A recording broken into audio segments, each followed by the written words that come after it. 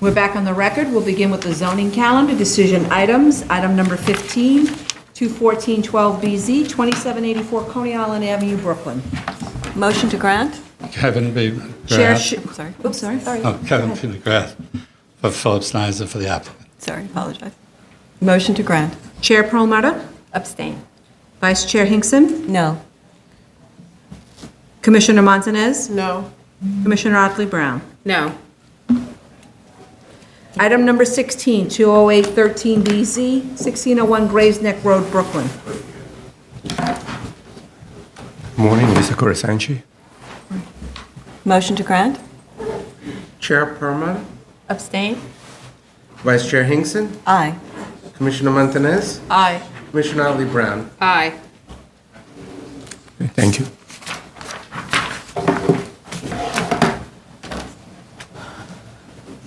Item number 17, calendar number 26613BZ, 515 East 5th Street, Manhattan, Office of Marvin B. Mitzner. We will be deferring this decision to, I guess, go along on the same schedule as the Yes. A case?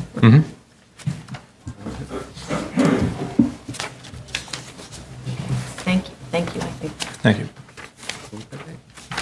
So it's the same schedule that we talked November about? Yes, yes. Okay. Thank you very much. Thank you. Okay. Item number 18, calendar number 29413BZ, 220 Lafayette Street, Manhattan, Office of Marvin B. Mitzner. Marvin Mitchell, the applicant. Motion to grant? Chair Perlmutter, Abstain? Vice Chair Hinkson, Aye. Commissioner Montanez, Aye. Commissioner Otley Brown. Aye. Thank you.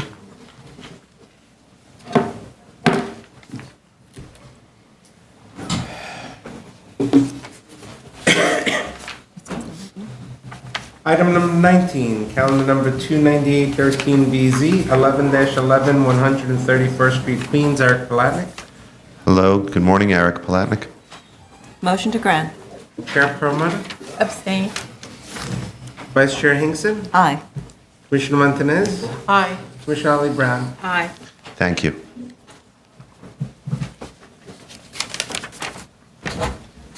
Item number 20, calendar number 31513BZ, 415 through 427 Greenwich Street, Manhattan, Law Office of Stuart Klein. Morning, Sharav Kaushik of the Law Office of Stewart A. Klein for the applicant. Motion to grant? Chair Perlmutter, Abstain? Vice Chair Hinkson, Aye. Commissioner Montanez, Aye. Commissioner Otley Brown. Aye.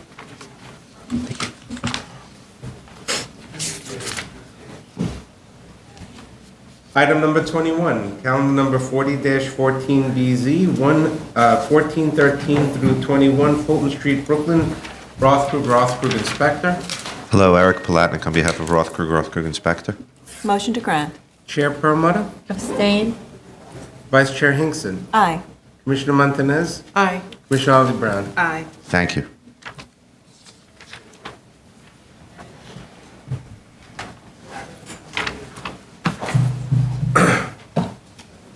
Item number 22, calendar number 4714BZ, 122-21 Merrick Boulevard, Queens, John M. Mamora. Good morning, Commissioners. John Marmora for the applicant. Motion to grant? Chair Perlmutter, Abstain? Vice Chair Hinkson, Aye. Commissioner Montanez, Aye. Commissioner Otley Brown. Aye. Thank you very much.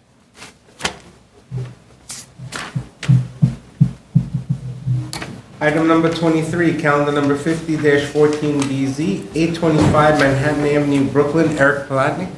Hello, good morning again, Eric Palatnik. Motion to grant?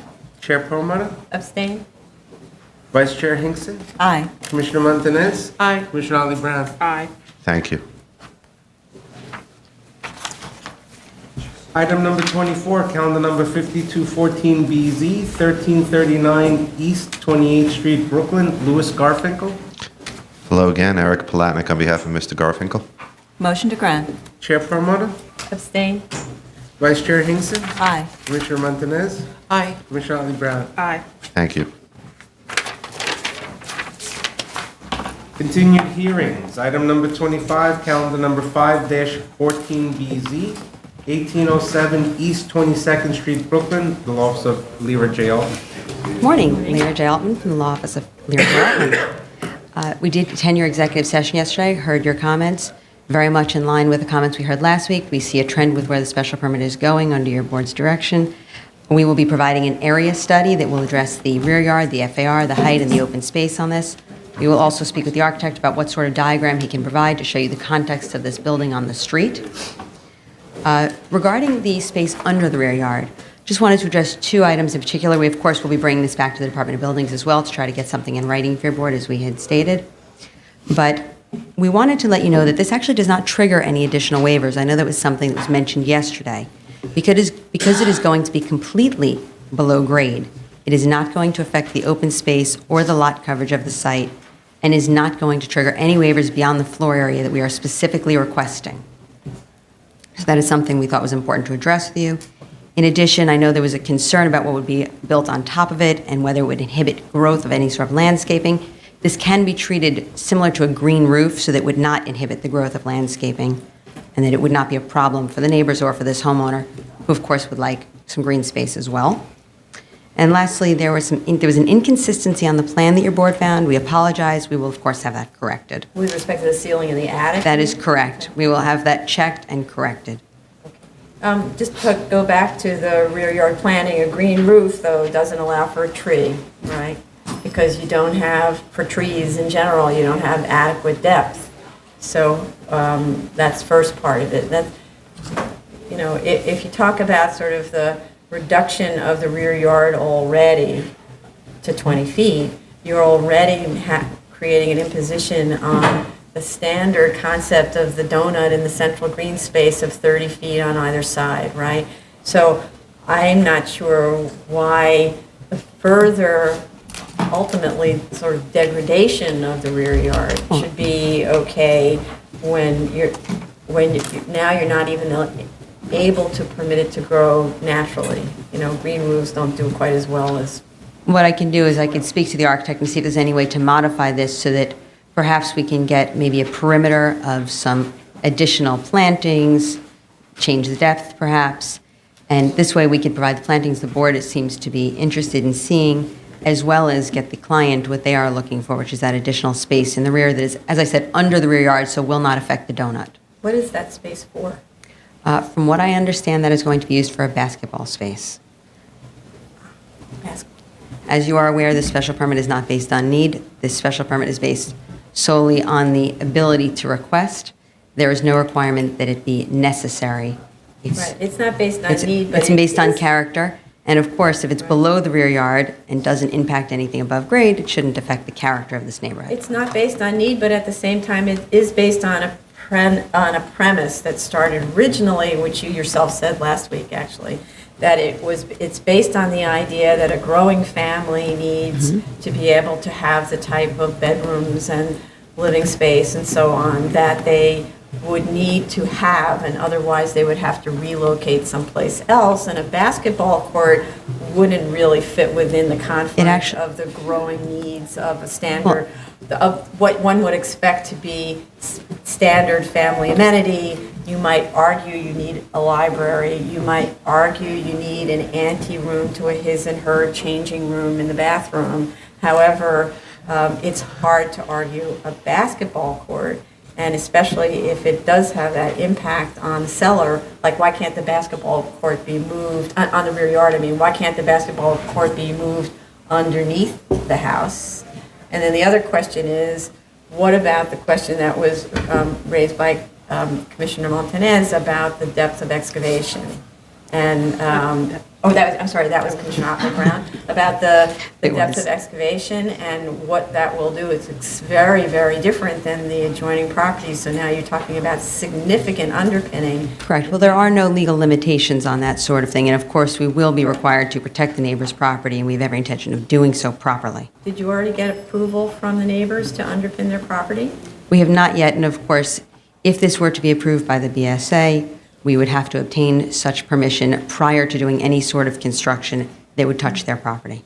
That is understood and accepted, of course, by our So why client. couldn't this, what are the other uses in the cellar then? That I can ask the architect, as you're aware, or may or may not be aware, Typically, this board has asked us not to show anything in the cellar, which is why our cellars are always empty. And we're asked to add a note that says interior partitions to be added subject to DOB approval, which is precisely what's shown on this plan, and that is why. It wasn't in an effort not to show you. It was based on a request from this board over the past number of years. Right. But if you'd like, I would be glad to speak with the architect and find out what the other uses are and perhaps even obtain a plan. Okay, that would be great, and also find out why you can't move the basketball court into the confines of the building so that you're not extending into the rear yard. Because at the moment, it just looks like a lot of space, so you dribble it in a low space and then you drop it down into the pit. Not really sure how that I would be works. glad to explain it once I speak with the architect and get more information, now that I know what your board would like to see. Okay, thank you. Any other questions? And yeah, I just would like to follow up, because my question concerned especially the memo out from DOB, I guess it's number 8 of 2012, concerning how much one can exceed sort of the cellar space beyond the footprint of the building. And I guess my question is that, yes, I'd like to have the building department sort of opine on why they feel this board would be able to grant you something beyond what this memo says, other than them just saying, well, if the board tells you that you Well, can do this. they've actually that would said be that this is fine. acceptable to them. It's something they have already accepted in another application that was not a BSA application, where floor area was allocated into the cellar. And I understand that, but if you could give us that information, because I course. think that this particular topic was a very important subject not too long ago, and there was the feeling that it was sort of overreaching to dig one's entire property out and have the entire confines of the property as the cellar. Also, I think you've said that it increases, if you dig out the entire cellar, you're actually increasing by 540 square feet. Is that what you were telling us? So that you were actually sort of saying that you were going from 1.03 FAR up to 1.19? It's 640 square feet. It's to be exact. 640 Correct. square feet. And what they included was that one room in the rear. It actually doesn't require a full 640 square feet based on the calculations, but what they decided to do was to include an entire room in an effort to make this a cleaner application. So were you asking for 1.19 or That is just correct. making an illustration? No, we that- are requesting that floor area. So even though it's in the cellar, you're That is correct. requesting the additional floor area? That is correct. So it brings it up to 1.19? Correct, which with 640 square feet of that space in the cellar, below grade entirely. I understand. So again, I think that it bears something from DOB to explain what their position is on this, as well as showing how 1.19 effectively really fits into the character of the neighborhood. I'll be glad to give you additional information on that in the area That's 600 and some odd study. square feet more than one would expect. So I think it's important to see that. I'll be more than happy to provide you with that area study that I had referenced previously that would do so, along with some sort of information from the Department of Buildings, as I had also referenced earlier. And make sure that your area study really encompasses structures that are close to your property or within some sort of relatable distance. It wasn't clear to me exactly where some of the homes that you've referenced, how they really relate to your site. So if you could perhaps make that more detailed, that would be I'd be helpful. glad to.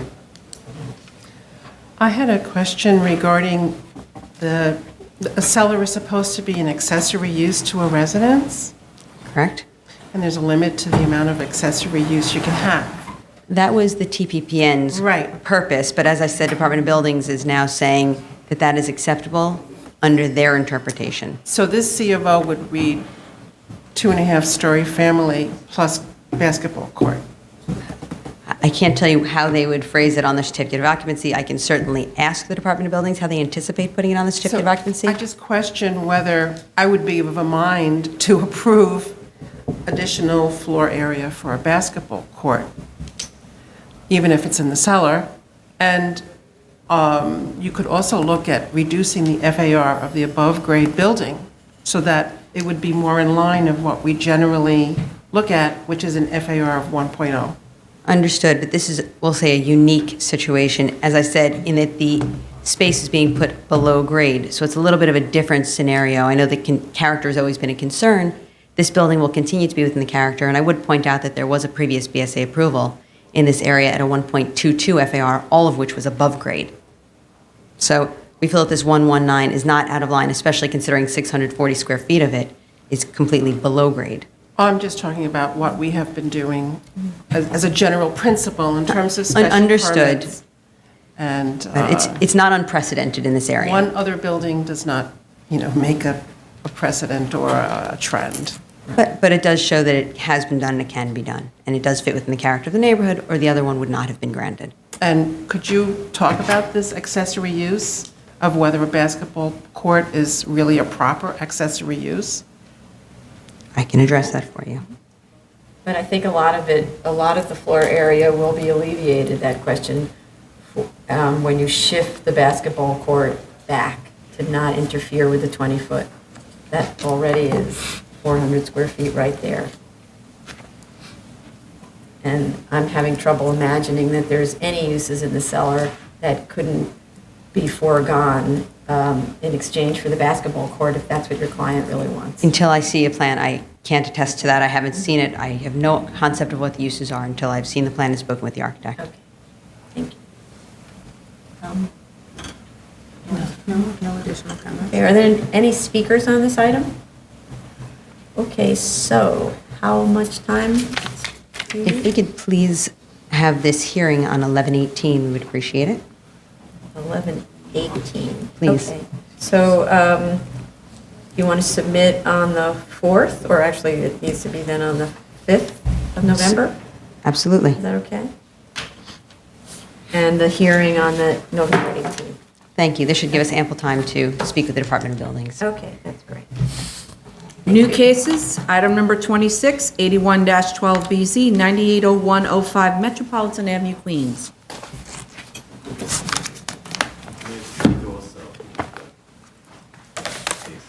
For this one? Yes. Okay, after the applicant speaks? Okay, sure.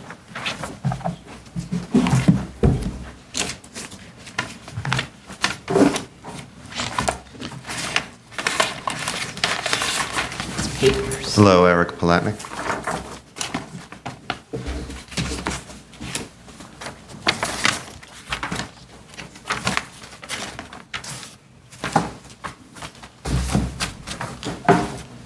We attended your review session yesterday, and we heard three particular comments from the board. All the information which we could try to give you now, but we could also get back to you on. I know the board had a question about signage. Felt as if the comment was it might be excessive for the C13 district. And the architect is doing an analysis right now, and I don't have the results of that, but we'll be able to report back to you on our next submission and tell you what he's found, if he believes it's compliant or not. The board also had discussion yesterday about the trash enclosure. The trash enclosure is located where it's been since the application was originally approved by the board many years ago. It does bout up against the rear, up against the residential homes in the rear. It's on the residential zone side of the property. We can get the hours of pickup from the operator. I was not able to secure that yesterday, but I'll secure that for you and let you know. I haven't heard of any problems with it, but maybe the gentleman that's here might have an issue with it, and we'll hear what he has to say. Yeah, it would be best if it's during business hours and not too early in the morning to disturb them or too late in the evening.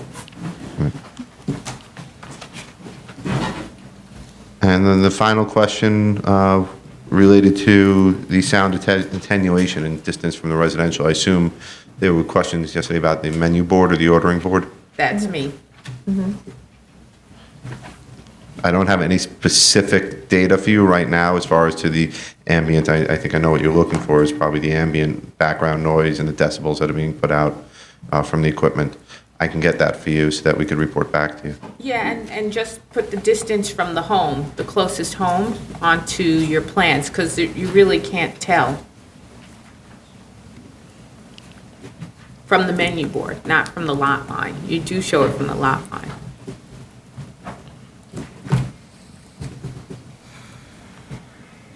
We'll be happy to address all three of those. I'd like to clarify a little bit about the signage. questions. There's a lot of excess signage, banners on the lights, banners on the fencing, some of them which obstruct visibility into the site, and then Yes, he does have quite a bit of you have signage up there. the signage is just not as shown on the plans. And then you have all these additional directional signs which are not there. You know, turn here to exit to Metropolitan Avenue. You're supposed to have speed bumps, which I didn't see, a full stop sign at the exit, which I didn't see. And then the actual entrance sign to the drive-through is replaced by this huge banner on a chain link fence. So I think the architect should really visit the site and clarify exactly what's there. And remove the excess signage. I'll have him address that.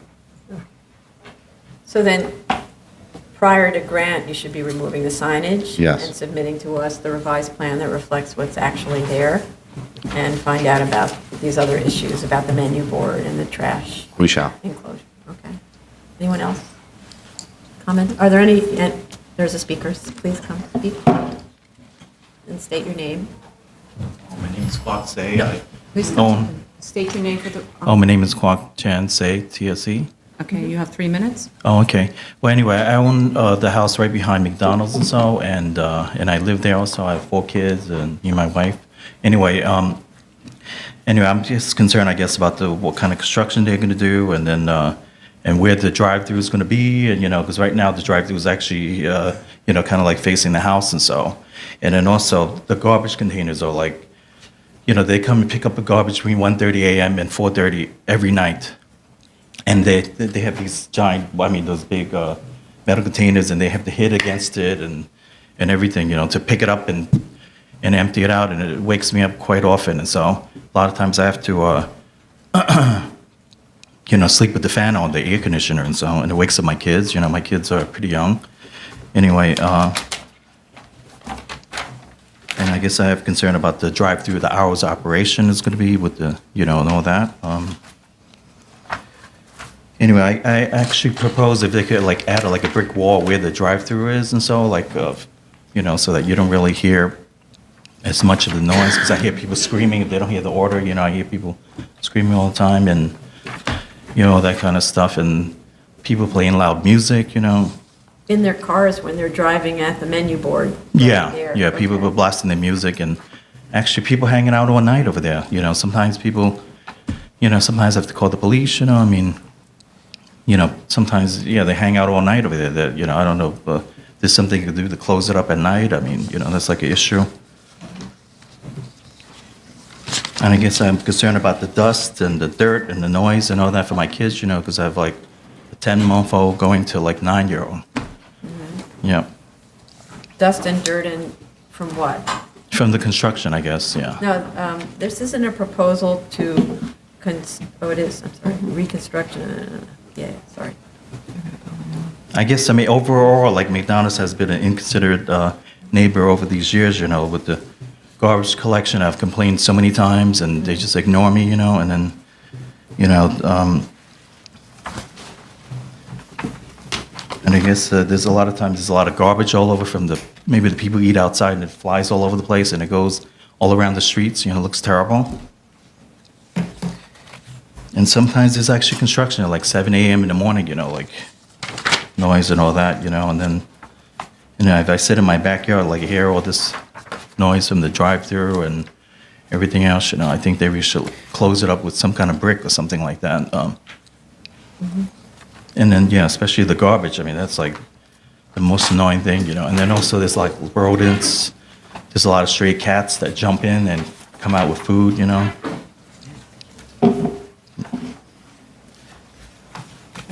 And then I guess every Wednesday they have a family night, and and then there's a lot of people there. They have a lot of exotic cars and motorcycles. A lot of noise going up to 9 p.m. My kids have to do homework. So it's a lot of noise.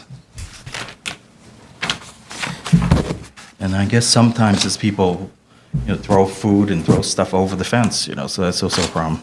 Mm-hmm. Yeah.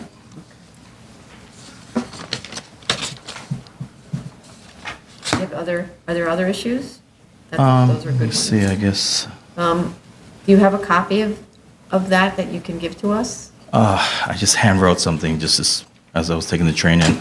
Okay. I mean, I could write something up and yes, submit it to you please. guys, Yeah, if yes. you wouldn't mind, yeah. So how do I submit it to you guys and so, yeah?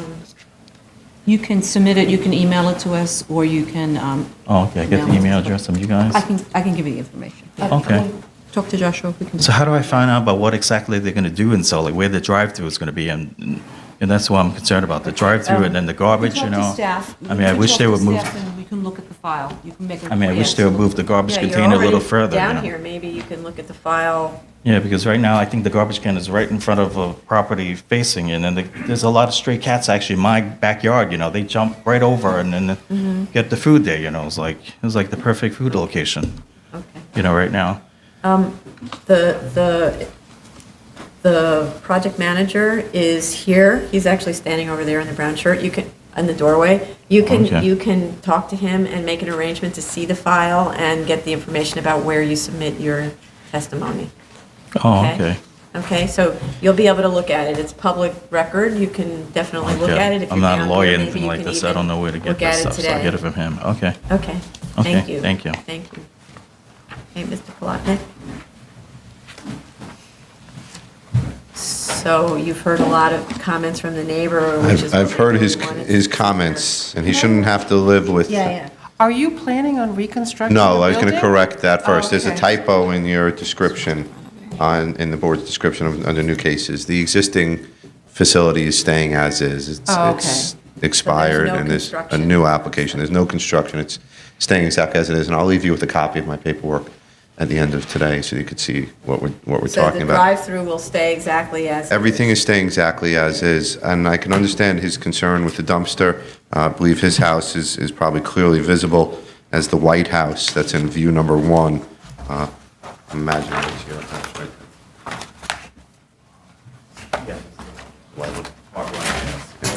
Yeah, so it's the house that's right next to where the garbage dumpster is, and I can understand his concern. I think that the comment that was raised earlier was to see if we could work with the carting company to switch the times of pickup for the carting.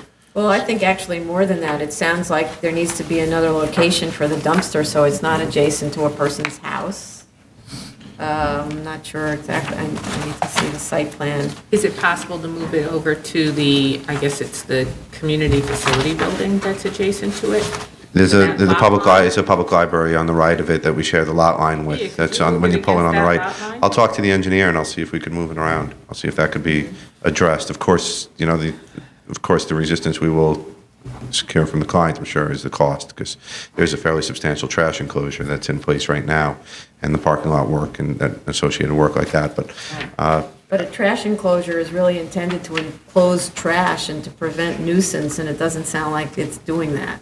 no, it sounds like it's disrupting him, which is why I'm wondering if maybe if we can make some assurances on the pickup times, if that may satisfy the neighbor's concern as well, to have it done during the daytime, the garbage pickup, or in the early evening hours, and if that's something we could stick with, Well, that might be that would help, achievable. but it doesn't account for odor, cats, all that stuff. How do you secure the enclosure so that, I mean, the ideal would be if it's an expensive enclosure, then it needs to be improved upon, where it's got a top, it's got a door, it's a real enclosure where you have to make a real effort to get inside of it. It's just a dumpster that's open to the elements, then any vermin can get inside. Not that a cat is a vermin, but you know. Well, I understand, and again, he's got the problem, so why don't I inquire more into the issue?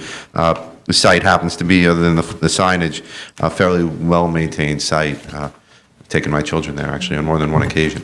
There's a fence, oh, I'm sorry. Yes. There's a fence on, that he shares with, on your property line there, that's a chain link fence? It's chain link fence with privacy slats. So is there a possibility that you could, while you're dealing with that issue of the compactor area, to install a more permanent fencing, such as a brick, a brick wall that would eliminate some of the noise? And I'm sure he gets lights from people's, If the wall would, cars and- I'd like to study it a little bit and see if the wall would do anything. Again, I'm not trying to resist the board's desire to accommodate it his might request. go a long but- way to reducing the noise level and especially the light level at night. you drive in there. It and may, people it may leave their lights not. He's a on. sufficient distance away from the order board that I don't know if from a sound protection But there's measures. parking there as well. There's parking. Not too many spaces there. There's only 3 or 4 spaces at that point, and they're Only takes probably, 3 or 4 spaces with people with their lights on facing your house. well, there's other ways to address that, which we've done in other applications.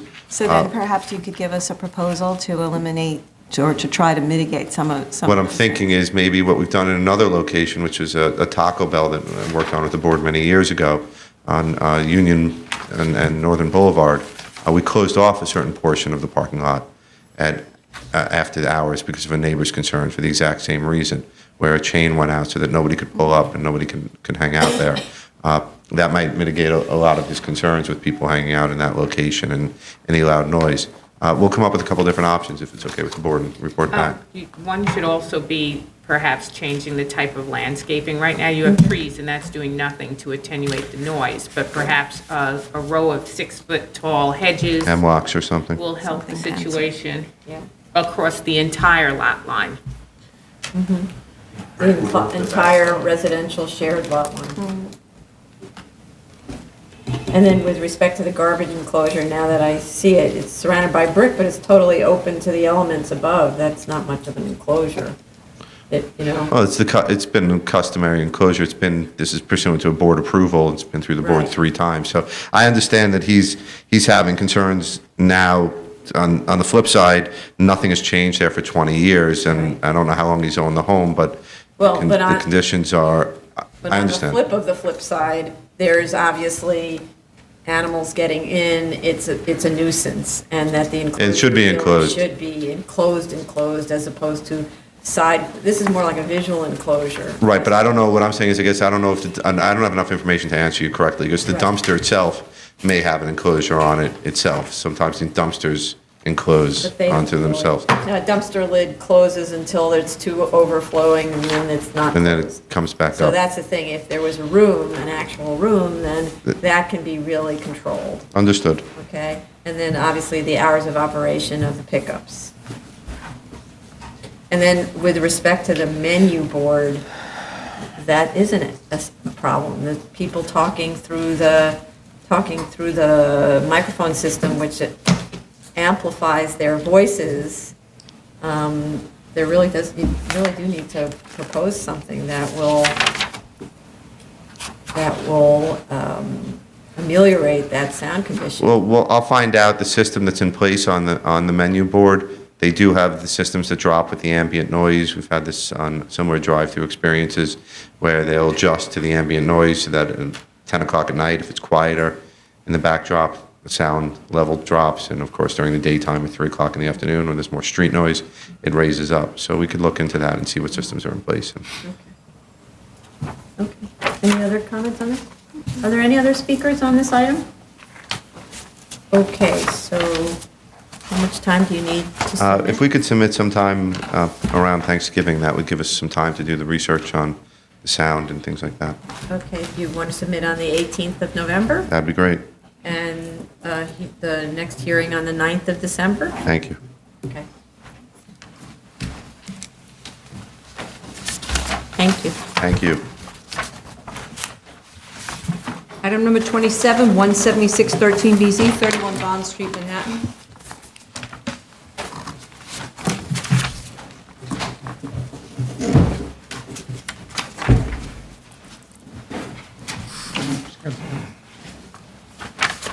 Richard Lobel of Sheldon Lobel PC for the applicant. Good afternoon. Madam Chair, Commissioners, we're here for an initial application on a variance for 31 Bond Street, which is a site located on the south side of Bond Street between Bowery and Lafayette. The application is for a use waiver pursuant to Section 4214D. We are unable to have residential on the site. The site seeks to allow residential in the entirety of this 6-story building. The property was previously filed before the board with a previous applicant, whom I represented, and at that time the building, as proposed, did not reduce the structure in the rear yard, so it still had a very obtrusive portion of the building in this rear yard area and saw commercial use on the ground floor, which was something which the community board was not happy about. Since that time, we've had a new owner who has taken the application, and we are now proposing a reduced building in the rear yard, and we can talk a little bit about the rear yard because I know that was a concern, as well as residential throughout the building and the addition of a penthouse on the roof of the building. The property itself is a small lot. It's 3,038 square feet and 25 feet in width. And pursuant to the typical variance findings, we did our study of the surrounding area. We found that in the surrounding 1,000 feet radius, we had about 171 lots. Of those, I think were the 14 narrowest, and of those, only 5 of those have conforming uses. Most of them are non-conforming. So there's really only one lot that we found which was non-conforming throughout the building. So we looked at both the ground floor uses as well as the uses above. I know that there's. To interrupt you there. Sure. This was about the residential. Right. I mean, there's 28 lots, and you say that there's only one lot that has conforming uses on the ground floor and the upper floor. One narrow lot. One narrow lot. Correct. There were 28 lots, 25 feet or less. Correct. Right.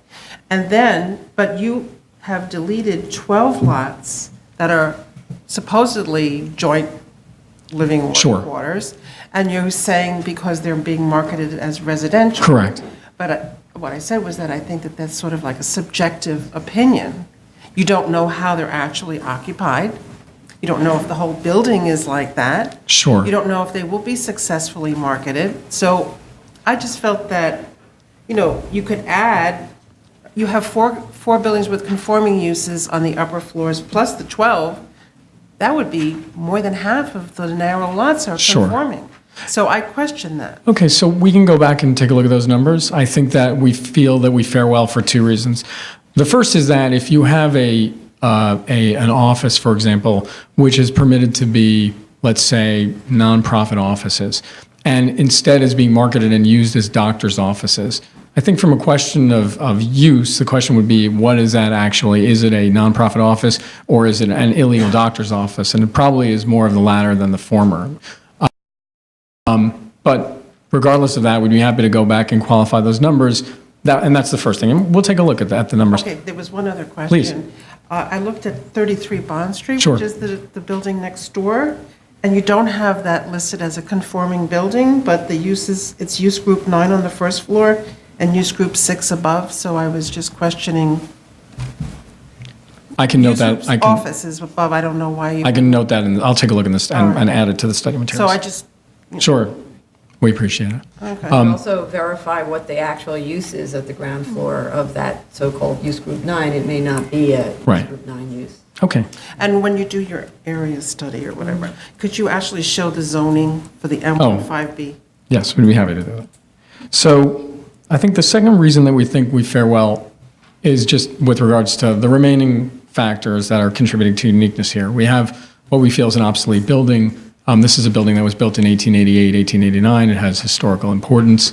And in light with previous variances which have been similarly granted, the idea of putting in, for example, a loading dock, which would be required to have a minimum lateral width of 12 feet, would be anathema here, given the fact that we are in the NoHo Historic District extension. So when I looked back on buildings in this area, and really most importantly, buildings on Bond Street itself, because the chair has talked about character and really trying to get a hold of that definition as far as the blocks, there have been no fewer than 6 variances which have been granted on Bond Street in the area of the premises in surrounding Bowery and Lafayette. So it's an area which has seen a lot of activity in this regard. And moreover, when we look back on those other cases, what we found was that those buildings and those lot areas were all at lot areas and widths, property widths greater than ours. So for example, we saw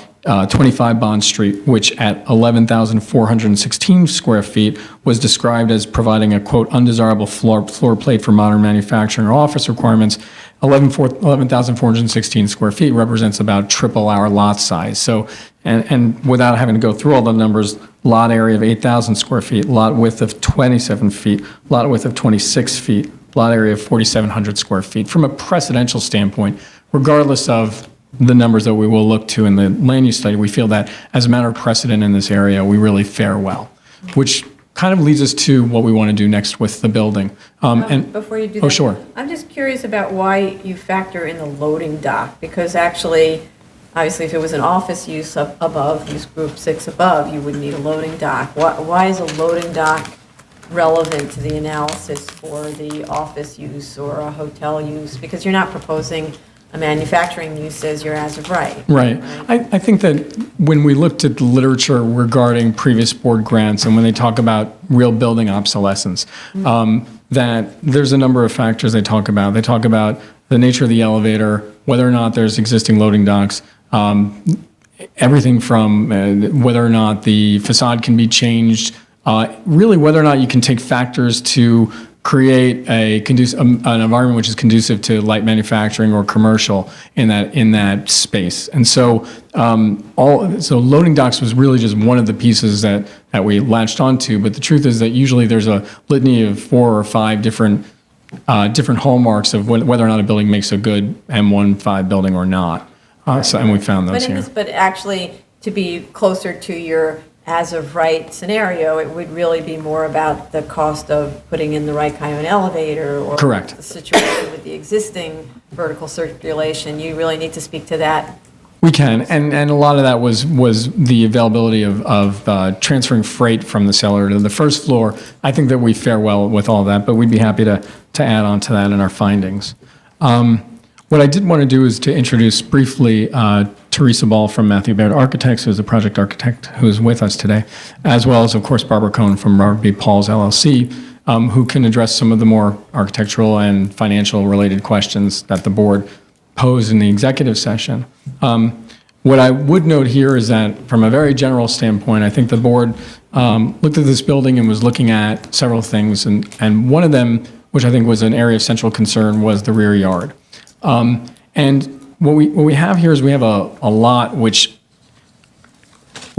essentially stretches to a depth of 119 to 124 feet between along the entirety of the rear lot line. Our existing condition right now has a rear yard which goes from a minimum of 6 feet to a maximum of 17 feet. It's a small area. The next iteration of the project, which came before the board, and we, as an aside, had availed ourselves of the pre-application process, both for the prior iteration as we went forward, was essentially mirrored that same rear yard, which was a minimum of 6 feet and a maximum of 17 feet. I just wanted to weigh in prior to Teresa talking or any other questions, in that the rear yard now goes to a minimum of 18 feet, but actually goes to a maximum greater than 30 feet. The fact that the rear lot line slopes is really what's giving us which is itself somewhat of a unique condition, is really what's giving us this reduced rear yard here. Were the rear yard, were the rear lot line uniform, we would have that full 30-foot rear yard across the entirety of the property. But the fact is that coming from the western side, there's a kind of a slant of the rear yard, which actually gives us a rear yard which compares favorably with the other rear yards in the area.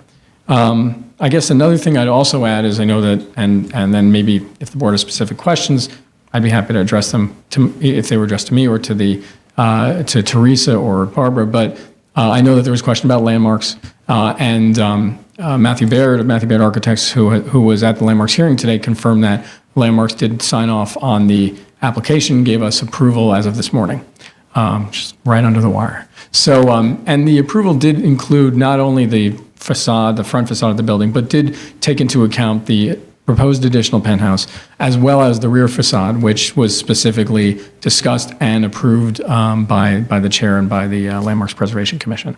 So that's just kind of a background of the application. And again, I'd be happy to answer any specific questions, as would the other professionals here.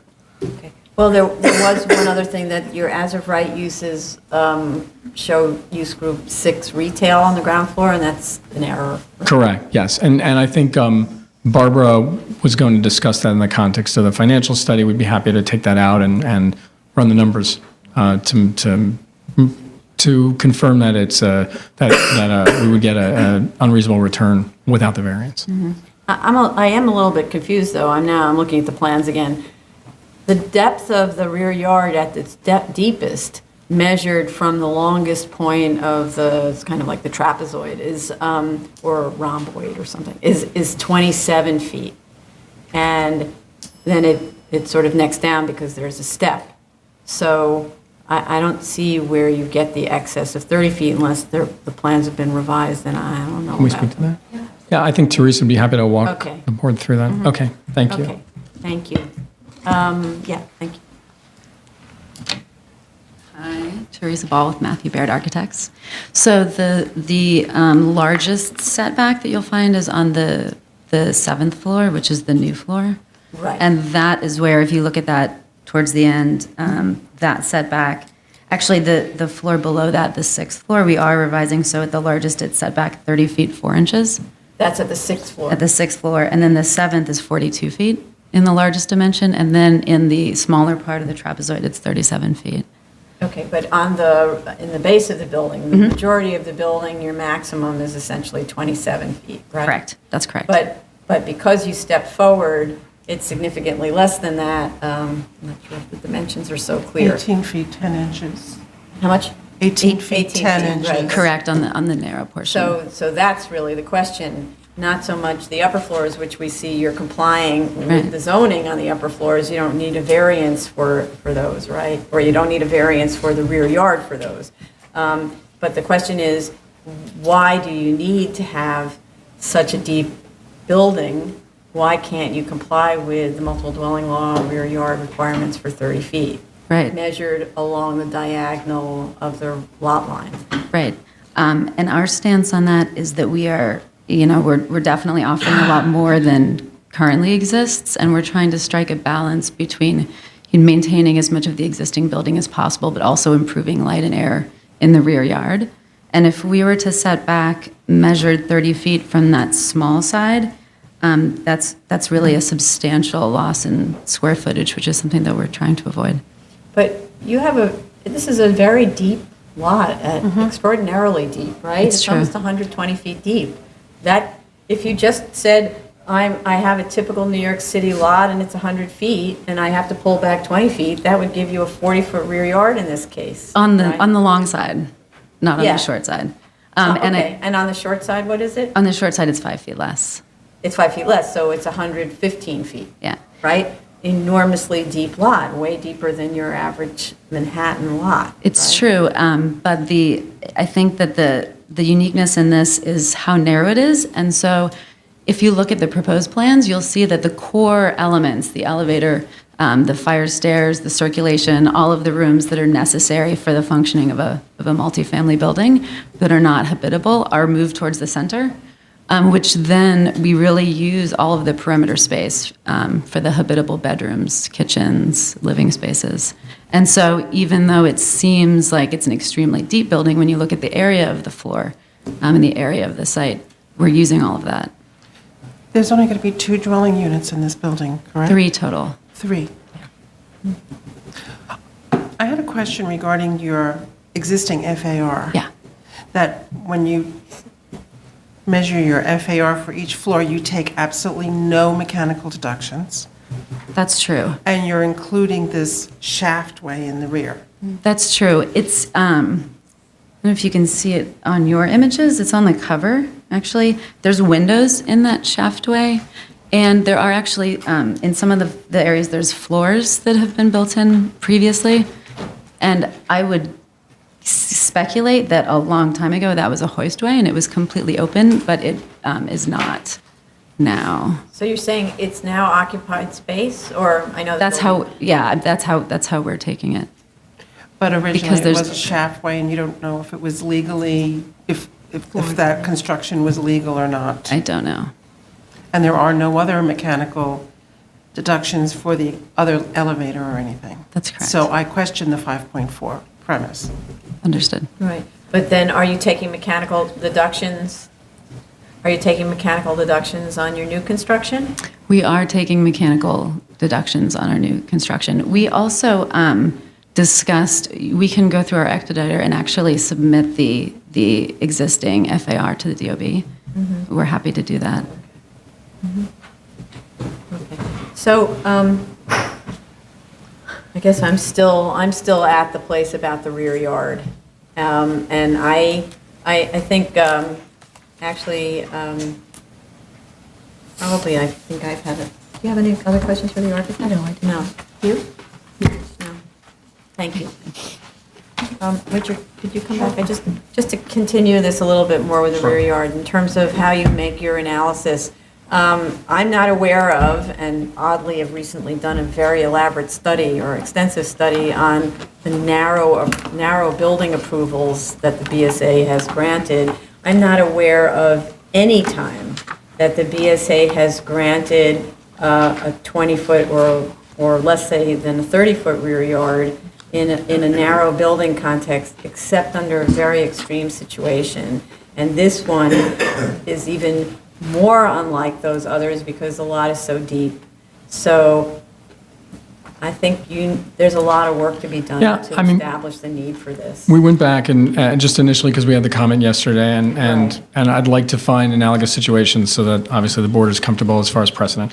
We did find one, it was granted on Mercer Street, similarly an M15B, similarly sought and received a rear yard waiver, which reduced it in a lot that had a depth of, I think the lot depth may have been 106 feet, to above the first story, there was a rear yard of 24 feet. And so I think part of the understanding, Chair, is that while there have been a lot of grants of variances on Bond Street and in the area, which we'll review, that the idea that you're maintaining an existing building and keeping square footage from an existing building puts us in a little bit of a separate position, whereas somebody is building new. And so I think the board has, in the past, been sympathetic to trying to retain as much of that existing building as possible. What we're doing here is we're creating a situation where surrounding neighbors who right now are right up abutting this building and are really in a situation where they're not getting equivalent light, we're putting in a position where they're actually, 25 Bond as an example, is going to all of a sudden overnight receive a far greater expanse of light and air in the backyard and are going to be extremely favorably disposed towards that reduction. It's an improvement over the existing iteration that came to the board. And moreover, when we've looked at some cases, we have found, and for example, the case that I mentioned, which was granted in, I think, 2005, was that there was an understanding that there was currently no rear yard existing between the buildings at the second floor, and the proposal would, quote, improve the existing condition by providing a rear yard without overly compromising the floor plate. So the board kind of looked at that balance, said, okay, we've got this existing structure there. There's a worse situation right now. We're going to take down some of the building and make it a better situation. So. Okay, but that was with 105-foot depth. Correct. Yeah. And in this case, you're voluntarily removing some of the building, so, it's kind of arbitrary where you stop, right? Well, we stopped at a point where we maintained our existing floor area. It's almost at a point where if we went to Department of Buildings for an alteration permit to alter the building, what we would have been granted absent the use waiver from the board, and now coming to the board and asking for the use. Mm-hmm. I just wanted to make a statement that kind of has to do with the rear yard size and also the building size. You've got a building that currently is overbuilt in terms of FAR, and you are offering to cut it back, but you do want to recapture that space up on the roof. Absolutely. Which really arguably is more valuable space. You're getting a use variance, which automatically makes all of the space in the building more valuable, and you're showing in your financials a rather healthy return. So my question is, then why wouldn't you be able to cut the building back further, which would reduce your overall FAR to the max FAR of the site, which is what all the other sites are kind of limited to, put you on the same footage, and you're providing a larger rear yard, one that's more in keeping with what the board wants to approve? I think that what we're going to play out is that the 5.0 FAR for those M15B buildings, which has been consistent in this area, has been for new buildings. And that in actuality, the building that we're proposing here, even if it is at a 5.4, is really a building which is a better building than many of these new buildings, which were granted at ranging from 11 to 13 stories at heights of over 110 feet. I mean, really, when we look at and it's very easy for me to do because we have all the cases and we've done the research, we'll present it a little bit more clearly, but when you look at the range of buildings, I think we compare extremely favorably with regards to those buildings and particularly with regards to the fact that we have a 6-story building and many of these buildings went well over 11 stories, regardless of the actual FAR. So I'm happy to produce that for the commissioners. I just had a question. Are you doing a phase 2 on this? Do you have We are. determination? We're actually, we're in the process right now. I know that our environmental consultant is submitting a phase 2 HASP work plan within the next 2 weeks. So we're proceeding on that as well. And I know that there have been concern because of the previous history of the site. Hat factory. So How? It was a hat factory. Yes, so you correct. probably have mercury on Rags, hats. We're working on that. And we understand we need to satisfy the board from an environmental standpoint prior to any potential grant. Okay. So if you would like your financial. Sure. Ask one more. I don't know if you just addressed this and it just went over my head, but could you address why the property's been vacant since 2010 and the relevance of the CoStar report that you have included? Were you attempting to market it? Could you go into detail? Sure. The current owner has owned the property for about 2 years. Prior to that, the prior owner owned the property for at least 2 years. So I think the property itself has been vacant since 2010. And at the time in 2010, actually at the direction of the board at the time, there was a discussion of, have you taken steps to market the property? Can you go out and market the property? So that's the genesis of the CoStar report. As far as the vacancy is concerned, I'm going to check my files and see whether there's any previous material on prior tenancy. I don't think there was any. I don't think that there was a situation where there was any kind of threat of harassment of any of the tenants. I know that the current owner, was assured of that prior to taking his ownership. But regardless, it has been empty for over 4 years. And you were trying to market it? We were. And that was the proof of the market? Correct. Okay, all right. Okay. Okay.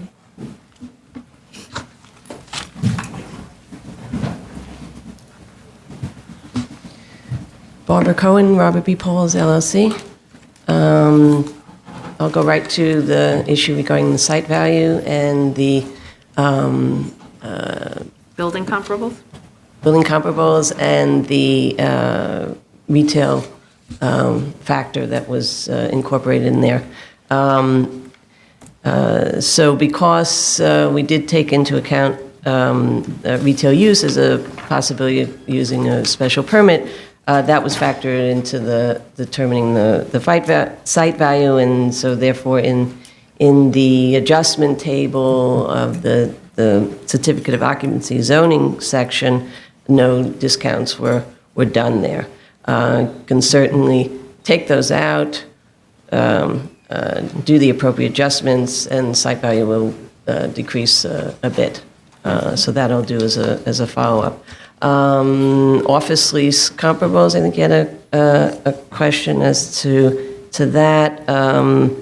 The comparables, was a snapshot in time.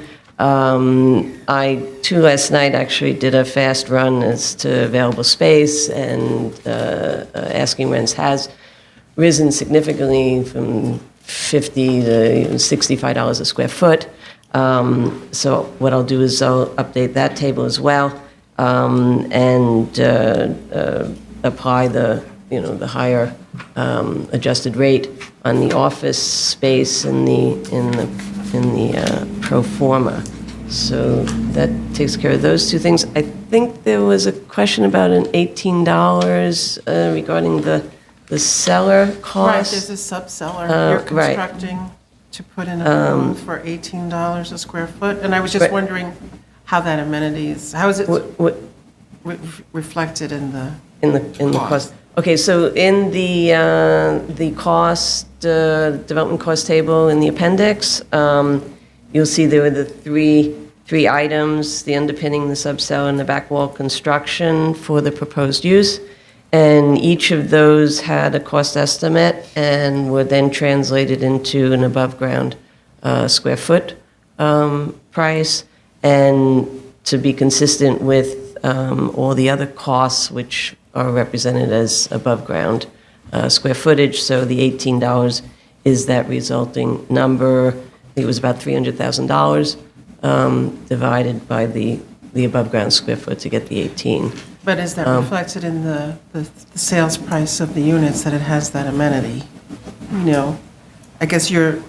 Well, yes, actually, the sales price, the residential sales price reflect a couple of things. And one is actually, the discussion about the removal of the rear yard piece is very important, and in fact justifies the higher rate, and of course the amenities that are represented in the plan as well. So, sales price certainly does. And also in Take your into the- comps for other buildings, you don't indicate what the uses are in those buildings. If you could be clear whether they have retail at the ground floor, what the uses are above. Yeah, I did actually, a follow-up letter did that. Oh, there was an addition, Yeah, okay, yeah. sorry, okay. But will now, And then could you talk a little bit about the soft costs? They're extremely high in both your as-of-right and your proposed. They're like 40% in in the as-of-right and 60% in the proposed. well, in the proposed, one of the items in that list, in Exhibit 9, is the brokerage commission that comes into play there. So it's $1.5 million, which is the 6% commission. So that sort of distinguishes it from the office and the hotel. Just looking, is there anything else that sort of course, the whole variance process and the legal fees that are associated with that are typically higher than an as-of-right option. Other than that, most of the other things are a result of percentages of development costs and But construction. the as-of-right has 40%. Isn't that high? I mean, isn't it normally in the 20-30 range, 20-something range? Well, not necessarily. I can look at them to see. Could you maybe break them out you so know, we understand better? On the line, I'm sure. Yeah. Mhm. Okay.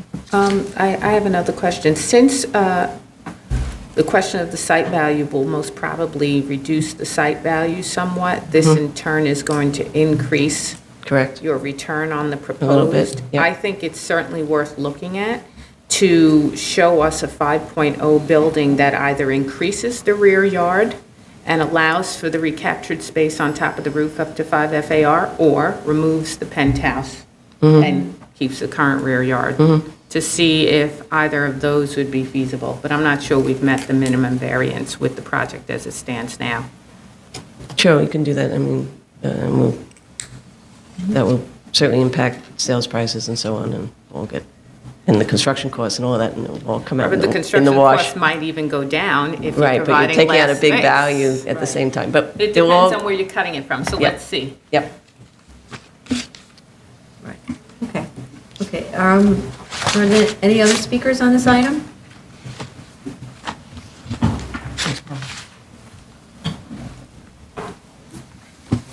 Okay, how much time do you need to submit? I think we would need a minimum of about a month.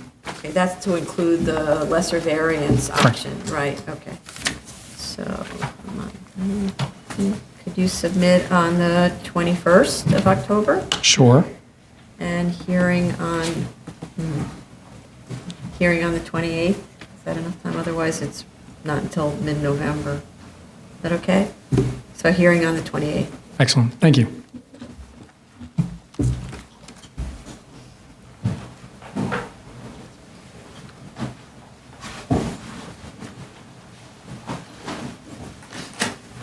Item number 28, calendar number 25-14-BZ, 1601-1623 Avenue J, Office of Mary J. Altman. Good afternoon. Lear J. Altman from the Law Office of Lear J. Altman.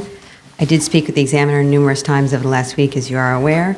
I heard all of your comments at yesterday's executive session, and we are going to be making some significant changes to this application that will be providing additional information. There is one item that I would like to clarify with your board, though. I know there's a request for a lesser variance scenario. I'm just looking for some direction as far as what are the exact items you'd like to have us look at in that lesser variance scenario, so that we're providing your board with what you're requesting. Mhm. Well, the lesser variance, then you're requesting increases in a lot of different things. So for one of the questions would be then to not have as much lot coverage, for example, or not impose on side yards. Correct. I meant more specifically, is there a certain lesser variance scenario in particular that you'd like us to look at? Well, yeah, for what I'm thinking is, what you've got is, for example, we talked about the R5, why you can't move the floor area over to the R5 side. Why you can't accomplish this without reducing the side yards. Okay, so your question is, for a lesser variance scenario, would it be possible to take the floor area, weight it into the R5 zone, and provide the required side yards? Correct, right. And then to see what impact that has on your program. Of course. Yeah, obviously. Right, right. Okay. That part is understood. I just wanted to make sure exactly which parameters we were looking at in that scenario. Okay. So you've heard all the comments, so. We have heard your Yeah. comments. We've received some information in writing for your examiner. It is unnecessary for you to have to rehash that today. Okay. I would not ask you to. I took comprehensive notes yesterday. Okay. And we will be addressing it all in writing, of Does course. anybody have any additional comments since yesterday? No, okay, thank you very much. Would it be possible to have a continued hearing on this on November 18th? I've already spoken with everybody on the team, and they feel that that is an acceptable amount of time for them to provide the information, as long as we can submit on 11/4. Submit on the 4th? Please. Well, the 4th is a holiday, so the 5th. 5th. then. Okay. So submit on the 5th, and hearing on the 18th is fine. Thank you. Speakers? Oh. Sorry? Oh, sorry. Are there other speakers on this item? I know that there were a number of supporters who wanted to come, and including the rabbi, and I had instructed my client that this was not the time. We were effectively taking time to step back and to provide additional information for the board, and I had asked them to please come at the next hearing. I see, okay, okay. Thank you. Thank you.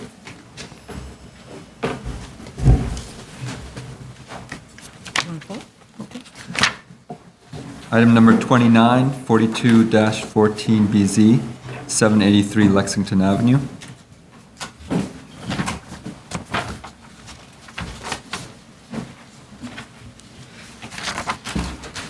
Hello, Eric Palatnik. We attended your review session yesterday, and we heard your board's discussions. For clarity, and we'll revise the statement so that the board is clear on it. The application does involve 3 floors, the cellar level, the first floor, and the second floor. The cellar level is just utilized, right now it's empty, but they anticipate that they'll be using it for storage. And the facility is opened, so it would be a legalization, as you called out yesterday. The specific square footage, the total square footage is 3,110 square feet, including Not 3310. Or 2310. Okay, 3,000. 3,310. It is 3,000. 3,310, yeah. And that includes 250 square feet at the cellar level, 1,260 at the first floor, and 1,800 square feet at the second floor. And the second floor is really the substance of the application, because that's where there'll be 4 treatment rooms where the massages occur. And we'll submit the licenses to your board as well, so you have those. With respect to signage, I looked at a photograph of the signage today, and I see how you could think it might be an awning of some sort, but there is no awning. The sign that's on the building is they call it a black wraparound sign. It's legal, the signage is permitted, and it's affixed to the building with it's a wood structure that's basically affixed to the building. Does a wood it sign. protrude significantly from the face of the building, like, say, over 12 inches? No, I'm told it protrudes maybe a half inch, or 3/4 of an inch, or a quarter inch, somewhere in that range. Because you have a recessed entry on your first floor, right? So, at the corner? Right. So does that sign that wraps around that entry qualify as an awning?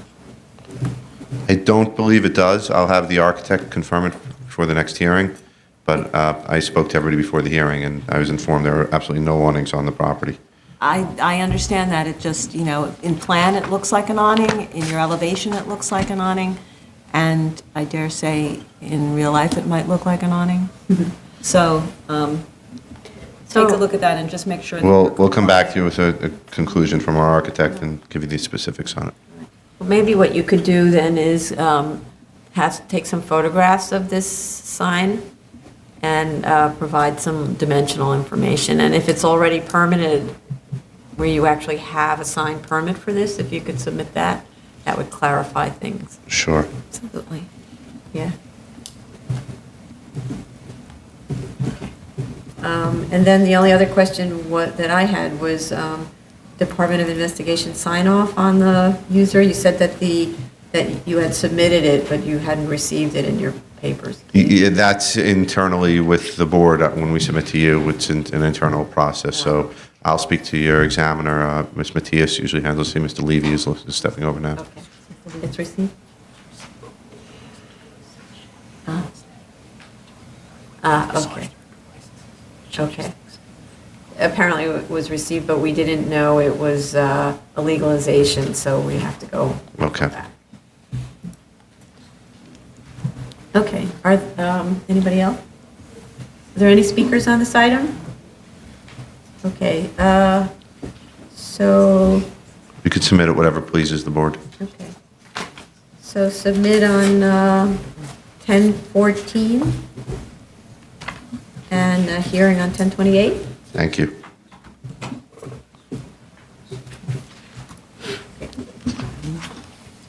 Item number 30, calendar number 9114BZ, 3420 Bedford Avenue, Brooklyn.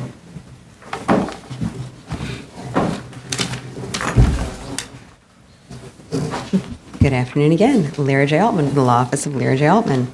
Once again, consistent with the prior application, we've heard your request for the area studies. We'll be providing a comprehensive area study on this application. I would like to point out to your board that this is a very specific area. This area of Bedford Avenue by Avenue M happens to have many larger homes and larger lots than you will see in pretty much any other area where the special permit has been applied for. So we'll provide all of the information, of course, in writing the study. We've already spoken with somebody who will be conducting the study for you.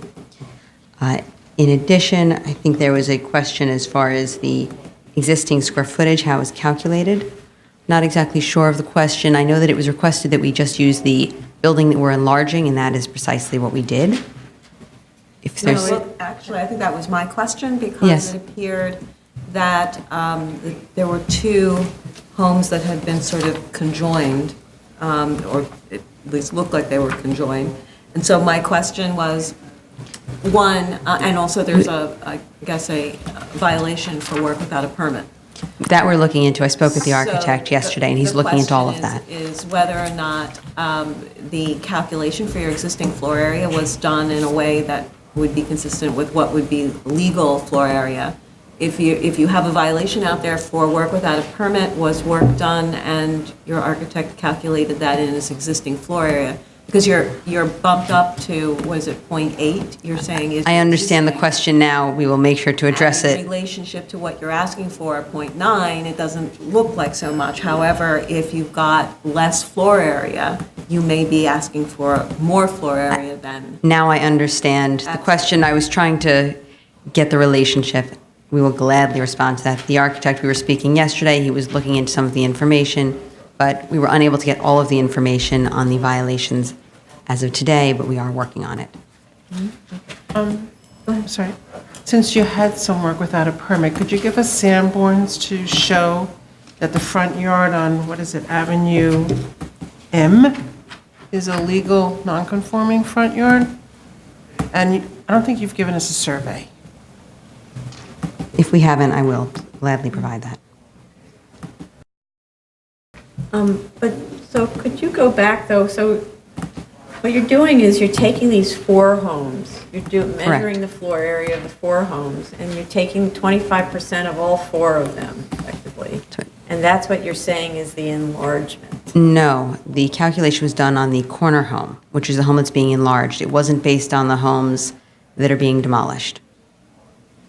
So how do you figure, if that were true, whoa. So then according to that, if you're not taking the other 3 homes, then how do you get the enlargement to be based on the size of the enlarged zoning lot?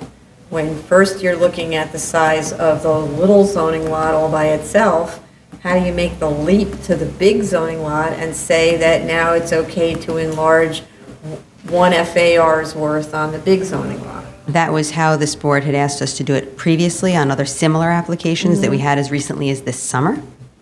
If you'd like us to show it differently on the zoning analysis, we'd be happy to do so. Well, I have, first of all, a lot of questions about this, as you have probably heard in my comments. We did hear. The intent of the zoning resolution was to allow individual small homes to be enlarged to meet the growing needs of a growing family within the confines, basically, of the existing site of the home. That was what it was for. There's 2 more kids, we need a little more room, here's the extension in the rear or on the top or whatever, and it exceeds the .5 FAR, and also you have to build in the rear yard and all of that. And what you're doing is, in this situation, is basically blowing that all up and saying, somehow or other we can subvert this and treat it as a way to build a gigantic house on multiple lots, not using any of the floor area on the other properties, the other houses, to factor in, like 25% of the first one, the second one, and the third one, and the fourth one, to be enlargements of each of those. How do you get this to work in the context of the intent of the zoning resolution? Well, the zoning resolution doesn't prohibit us from doing this, and I can give you multiple cases where we have done this in front of this board over the last few years. I could tell you myself, I had 2 this summer. One merged 2 buildings, one merged 3. And were those buildings 14,000 square feet? They were not 14,000 square feet, but they were rather large homes. Rather large, but Yes, they 14 were. They were, in fact, I can tell you this board. less than half as large. as This what board you're actually proposing. approved one down the block from this, approximately half a block away, for 12,000 square feet that merged. It was either 2 or 3 lots. I believe it was 2, but I can confirm that. That was a 12,000 square foot approval on Bedford Avenue by M. Well, I would like. As I said, this is a very particular block, and I acknowledge that when I first came up here, and we'll be providing you with more information on this block and on the large lots that are more characteristic of this specific area that are not characteristic in other areas of Flatbush, Midwood, Sheepshead Bay, Marine Park, and other areas where we applied for these special permits. Might I just ask, and I don't recall the job that you're talking about particularly that we looked at and approved, but I seem to recall that in merging lots together and utilizing floor area from each lot, that wasn't there a remnant of a home? You didn't demolish the entire We maintained 2 lots and then... No, we put them maintained a portion together. of one, of course, and we expanded it across. Similar to what we're doing here, we're maintaining a portion of 3420 and expanding But did you maintain some across. floor area on the second lot No. as well? No, I'm 99% sure we did not. I will confirm it, and I will provide your board copies of those approvals. So I just have a question. This is kind of a theme as I'm learning about these special permits. One of the things that we see is that the retention of the 25%, when you even just look at the drawings. Retention of the 25%. 25% of the existing building. When you look at because that's what you have to do in order to be an enlargement, right?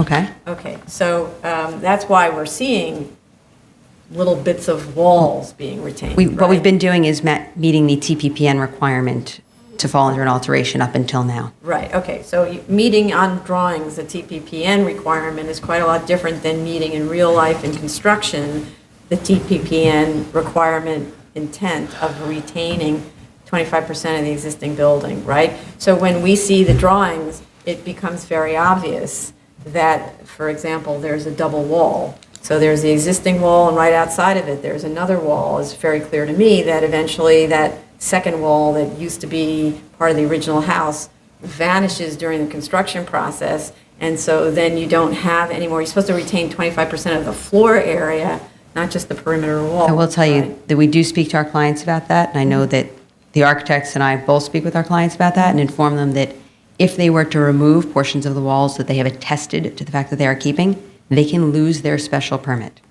I feel that that's quite an incentive to keep those walls, because you don't want to be halfway through construction. You've now demolished a good portion of your building. You are now midway through construction, and let's say your neighbor comes up for a special permit, and your board goes out and goes, wait a minute, they were supposed to keep something there. Or your neighbor calls, or the Department of Buildings inspects. However you get caught, you lose your special permit, and we are very clear with our clients that that is a huge risk not worth taking, which is why these buildings are designed very carefully so that they can maintain what they state they will maintain.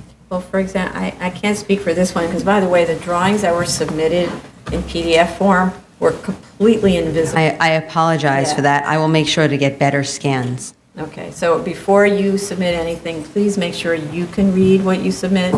I will admit I did look at it and I was able to read it, but I might have my screen set to a little bit higher contrast. I'm not sure. I did look at it again actually last night after hearing that comment. And again, I can see your concern. It looked very light. It was a pale gray, no question, not as dark as you would like it, and I understand that. So light that we really couldn't read it. It's very difficult. As opposed to existing conditions, which was... Understood. We'll be glad to supply better scans on this case and in all future cases. Not that I could tell from what I was looking at, but I know on other applications that I've seen from you, you have things like a joist that flies in the air and doesn't actually land anywhere. So that, which when you do the math, equals the 25%, but a joist always has purchase on the other side, and so I'm not sure how in that instruction to the client about how they have to maintain 25%, they can physically do it. I know we had this question before, and I had to get an engineer's letter stating how he was going to do it, and I know we have obtained it from an engineer in the past on jobs when that exact question has come up. Okay. So I know it can be done, and if you'd like it on any job in particular, I'd be more than happy to provide I that. think it should be a standard in your applications, how that area that you're retaining of 25% is going to be maintained throughout construction and into the permanent building. Otherwise, it's no longer an enlargement, and then it doesn't meet the requirements. Understood. For the special permit. And with respect to this application, I need a lot more from you about why this is consistent with intent, notwithstanding your prior applications, because the only two that I'm aware of are much smaller than this house. And so I really do need to understand how the legislative history of this special permit leads you to believe that you can do what you're doing here. I am not making this connection. I see the idea of I will be more than happy to do house so. being enlarged, but not demolition of an entire half of a city block to build an estate. Not quite half of a city block, Well, but close. I will be very glad to provide you more information on the legislative history and why this is permitted, in addition to numerous cases showing where this has been done over the past few years. I know I can pull a handful that I personally have done. I will see what I could find that other people have done as well. Thank you. Thank you. Anyone else? Any speakers on this item? Okay, thanks. How much time do you need If we for could that? please have a hearing on 1028. 10/20. We don't have a hearing on the 20th. Actually, that 28th. Probably. 28th? 10/20. There's a hearing on 10/28. Yes, that would please. work. So submission on the 14th, does that work? We can do that. That's enough time for you to do all this, really? It is. I already have somebody working on the area study as we Okay. speak.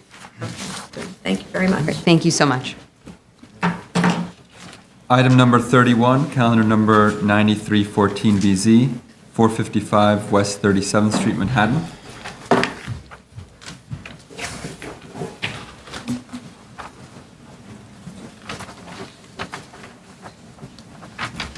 Good afternoon again, Eric Palatnik on behalf of Title Boxing Gym. We attended your review session yesterday, and we heard your board's discussion, and after being here last week, I can understand the reasoning behind the discussion. This is a little different than the other facilities that you've had before you, particularly the one last week.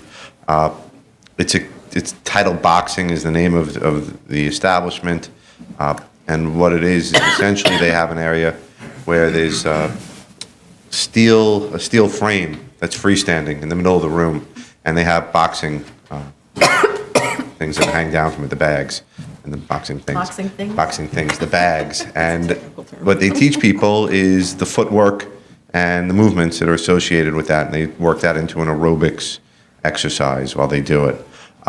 It's not heavily concentrated on music. It's not concentrated heavily on any kind of loud grunting. There's nothing dropping.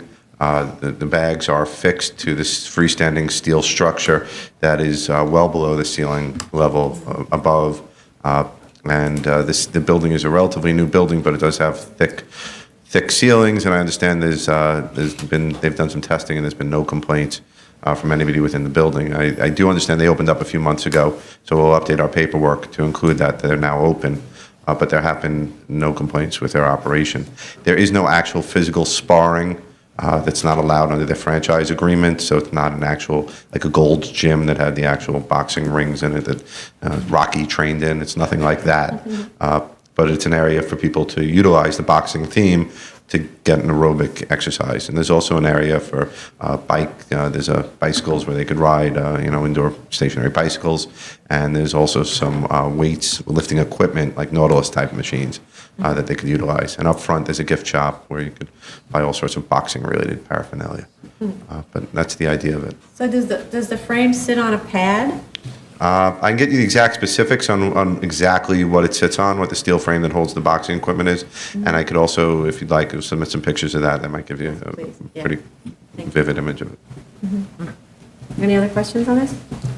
Are there any speakers on this item? Okay, that would be great. If you could submit photographs and more specifications on how the frame is installed. Does it sit on a pad? Is it on an isolated floor? Like what's... I'd be happy to submit that to you. Because it sounds like there still would be vibration associated with everybody banging those things. The frame would kind of jiggle around, and maybe it's new now, so it hasn't started to work. Maybe it's new and tight, and the screws haven't loosened up. So I understand. Exactly. We'll give you some more information on the engineering of it so that you can understand Okay, it. great, thank you. Okay, so when would you like to Submit whatever pleases your board. Okay, so submit on the 14th of October, and hearing on the 28th? That's great. Thank you. Thank you.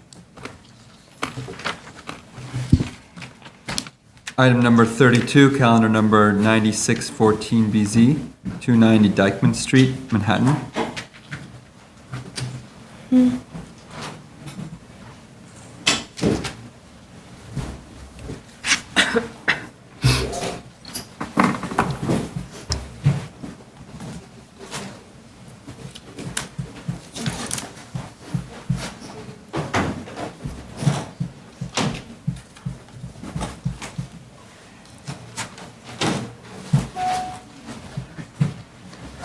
Madam Chair, members of the board, Paul Selver, Kramer Levin, counsel for 290 Dyckman Properties, which is the owner and applicant. And before I start, Madam Chair, congratulations, and looking forward to appearing before you.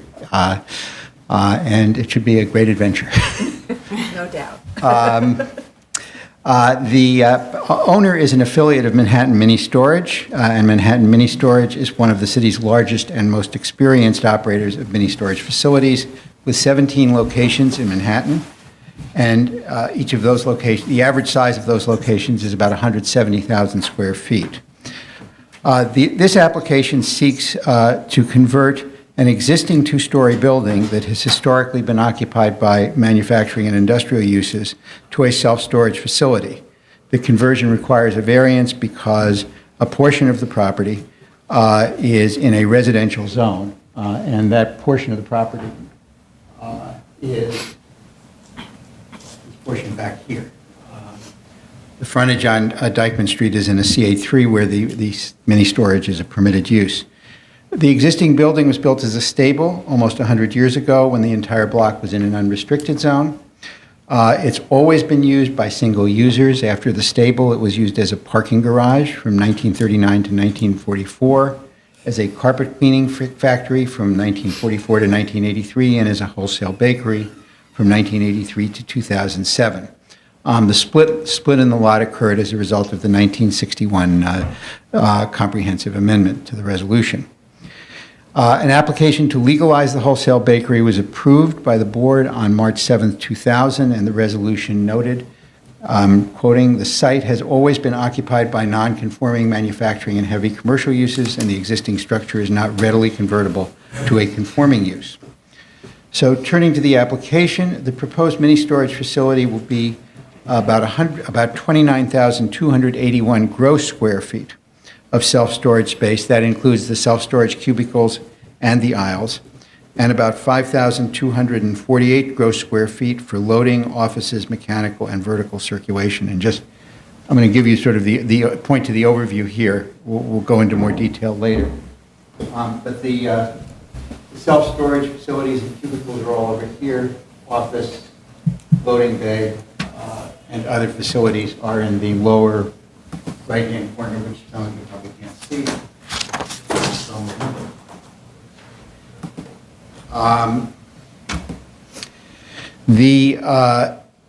It would operate about 15 hours a day, 7 days a week. There would be 3 or 4 staff members per day, and it would be basically smaller units for the residential and local business customers. It would not operate 24 hours a day like the larger facilities that the Manhattan Mini Storage has. We've submitted with the application plans for existing, conforming, and proposed conditions, an economic analysis by J.S. Freeman Associates, and an environmental assessment by Phil Habib and Associates, together with other supporting materials. Members of our team attended the board's review session yesterday, and we thought we would focus our presentation today on the questions that were raised there. The first person who will follow me is Jack Freeman to talk about the economic issues, and then Mark Gelman, who is a senior executive with Manhattan Mini Storage, to talk about how the facility will operate. And then, obviously, we're happy to answer any other questions. Okay, thanks.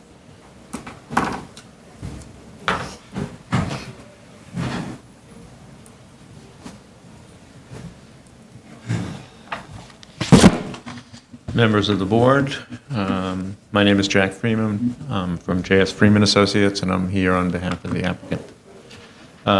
We were at the review session yesterday. There were a number of questions. I can go through them one by one and hopefully answer them for you.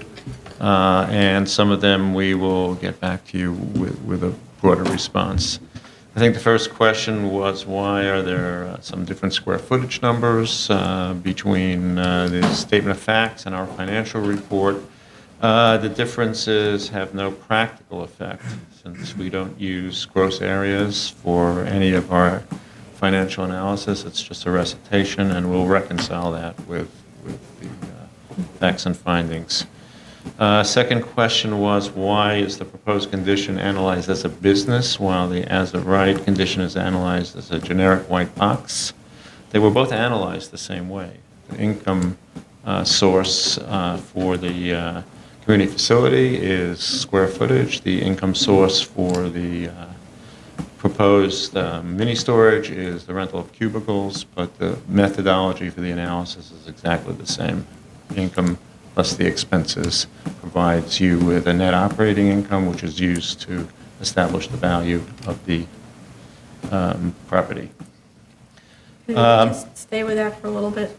So the community facility, rented as a vanilla box of 34,000 square feet, assumes then that the owner of the property, the landlord, rents it out to, say, a medical office, and the medical office pays whatever it was, you said, 40-something. Less expenses. Right, for just that. And so that means that their tenant has to pay for all of the sort of net, everything. They pay to the outside walls and all of that because they're responsible for the entire building.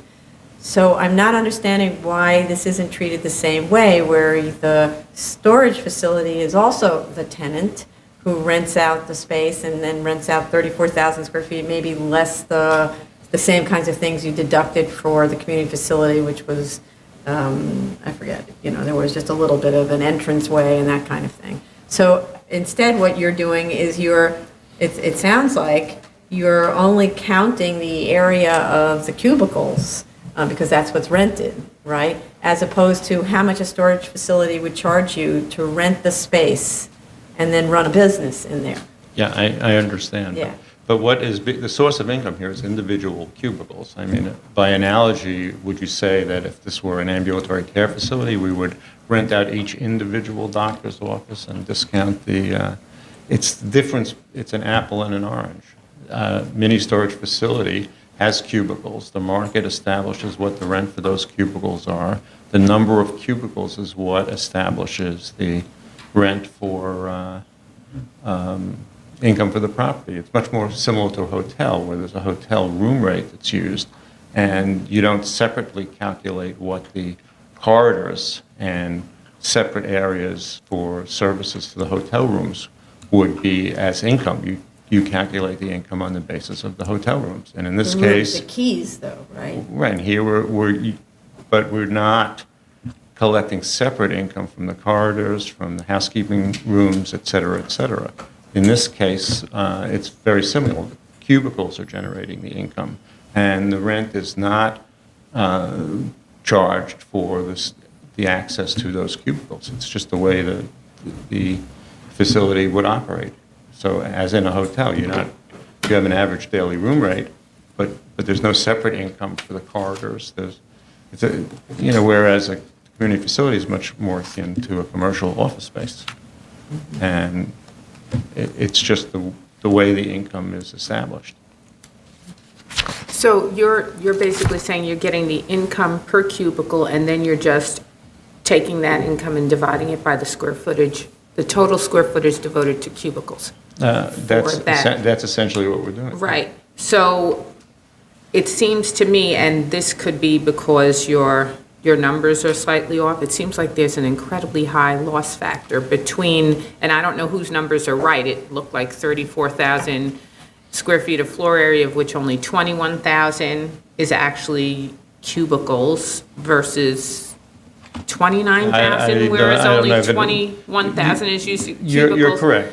So the question is, if it is 34,000, and it is a large loss factor, could you provide some kind of backup about the industry and how that's really typical, that you would have a 35% loss factor? Right, and there is somebody from Manhattan Mini Storage who's here to talk about that, because I think there were some other questions that came up yesterday related to the characteristics of operations of a mini storage facility. But that's basically correct. I mean, the market is for the cubicles, and we have to charge on a per cubicle basis because the facility up the street or around the corner is charging on a per cubicle basis, and that's how people decide where they want to store their stuff. So we'll provide some more detail on that. But I think that it is more, you can't compare an office building and its efficiency ratio with a hotel. It's just the nature of how the income is derived and what's billable. The second question that was asked related to this is, what type of community facility we considered. And you can't basically build an ambulatory care facility on spec, because you need to have a client with specific needs for that. An ambulatory care facility has exam rooms, it has a lot of plumbing, it has a different kind of file storage space, patient record space, and it really varies from facility to facility. So for this case, we consider this to be a community facility that would be more in the nature of an administrative facility, or something that might be part of it would be an adult daycare facility. So, the visiting nurse service might operate their services to the home out of this facility, but the actual services of that home care would not be done at the facility. It would be done at someone's home. But, wait a second. But you're not, since you're talking about a plain vanilla box that you're renting gross, right? Why can't you make the assumption that you rent it? You're not doing a build-out, you're renting it to an ambulatory care facility tenant, and they do their own build-out. You're not doing But they a build-out. don't. I mean, we did Sure they do. consider a tenant allowance in this, which gets to another question that was asked. But ambulatory care facilities have a completely different, and I've built some, have significant mechanical needs that have to be related to the kind of clinical services that are going to be provided there. But- Even doctors' offices, until you know how many doctors are there. So we just considered, my answer is we considered it to be a generic facility. If we did an ambulatory care facility, it wouldn't necessarily increase the income because doctors' offices are not an ambulatory care facility. They're basically doctors' offices. An ambulatory care facility provides a set of services, and they don't pay above what the market would be for No. comparable commercial space. No, wait a second.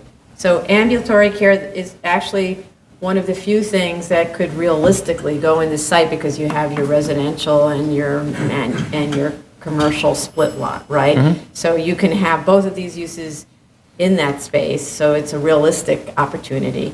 And an ambulatory care is, frankly, because I used to do a lot of that kind of work, is doctors' offices, and it doesn't have any kind of special services. It's doctors and all of their comrades in there with lots of offices. No question that they need sinks, but they don't need actually any other kind of services. It's sinks in all The sinks of in the every rooms. exam room. Yeah, but again, you rent it, because again, I used to design those things, so I know. We rented a vanilla box, and we went in there, and the landlord may have given a work letter, but may not have, and then they improved the space. So that I go back again to, and if it was, let's say, visiting nurse services, and it's just their administrative offices, then you're just talking about a lot of partitions, which you're also not figuring into the calculations. Yes, we have figured that in. Okay, so you figured that wasn't what was shown on the... No, there's a tenant work letter. It's called tenant improvements. It's a separate line, and that it goes to the question that was asked about why the air conditioning costs were greater for the storage facility as compared. The answer is that the storage facility, the air conditioning was known the way we deal with, or the cost estimator deals with costing out the air conditioning is there's this air conditioning stub that's put in. Until you know what the office layouts are, you don't know how much ductwork you're going to have. You can't put in electrical conduit until you know what the offices are like. So we create a line which we called tenant allowance, which covers the additional ductwork that would be required, the partition walls, as well as the electricity going to that. And that was included as an additional line item in our analysis. So that's why the tenant letter is less for the, Well, the tenant letter is less. Because the Right. tenant letter in the case of the Mini storage. Mini storage, and we can provide doesn't you with account for some. some of the stuff that you've just That's covered right. in the It doesn't basic include construction ductwork. costs? It doesn't. Okay. It's included in the construction. So the plain vanilla box does not include the ductwork, but we have an allowance for the ductwork. It does not include the electrical distribution system. But you have an allowance. Well, we have an allowance for that. So my sense is speaking to your question about the ambulatory care, if we're talking about simple doctor's offices, the plumbing costs would go up, and it would be a negotiation, but generally speaking, the owner would pay about the same tenant allowance. Okay. And any improvements above that, because dentists and doctor's offices have a high level of specialty needs, would be provided by the tenant and part of the negotiation. But I don't think that the rent would be any greater. And they were in the market for a long time, and they were not successful in getting serious, ambulatory care facility, doctor's office. But could you look at that, because, could you look at what the rents are for ambulatory care in this area and run that and explain that? We can look at that, and if there's a Yeah. difference, we can look at then what the additional cost would be, and if you want, we The can additional plug. costs might be offset in the tenant letter by, might My not. experience is that specialty costs would be paid for. By the tenant. By the tenant, but not, there would still be floors, walls, and ceilings and finishes that would be Okay. provided as part of the tenant letter. Okay. And the additional plumbing would be something that would have to be negotiated, because it's a level of plumbing need to serve every exam room that would be in a facility, and that would be a negotiation. Okay. So you'll take a look at the costs on this? Okay, good. Do you have other questions about that? Okay. The tenant improvement letter or the No, anything financials? to do with the Yeah, I financials. think you have a few more that I had asked. Yeah, that there you were a can few. address. The question was, there were some questions related to the value of the project and how we arrived at using a land value plus a depreciated building value.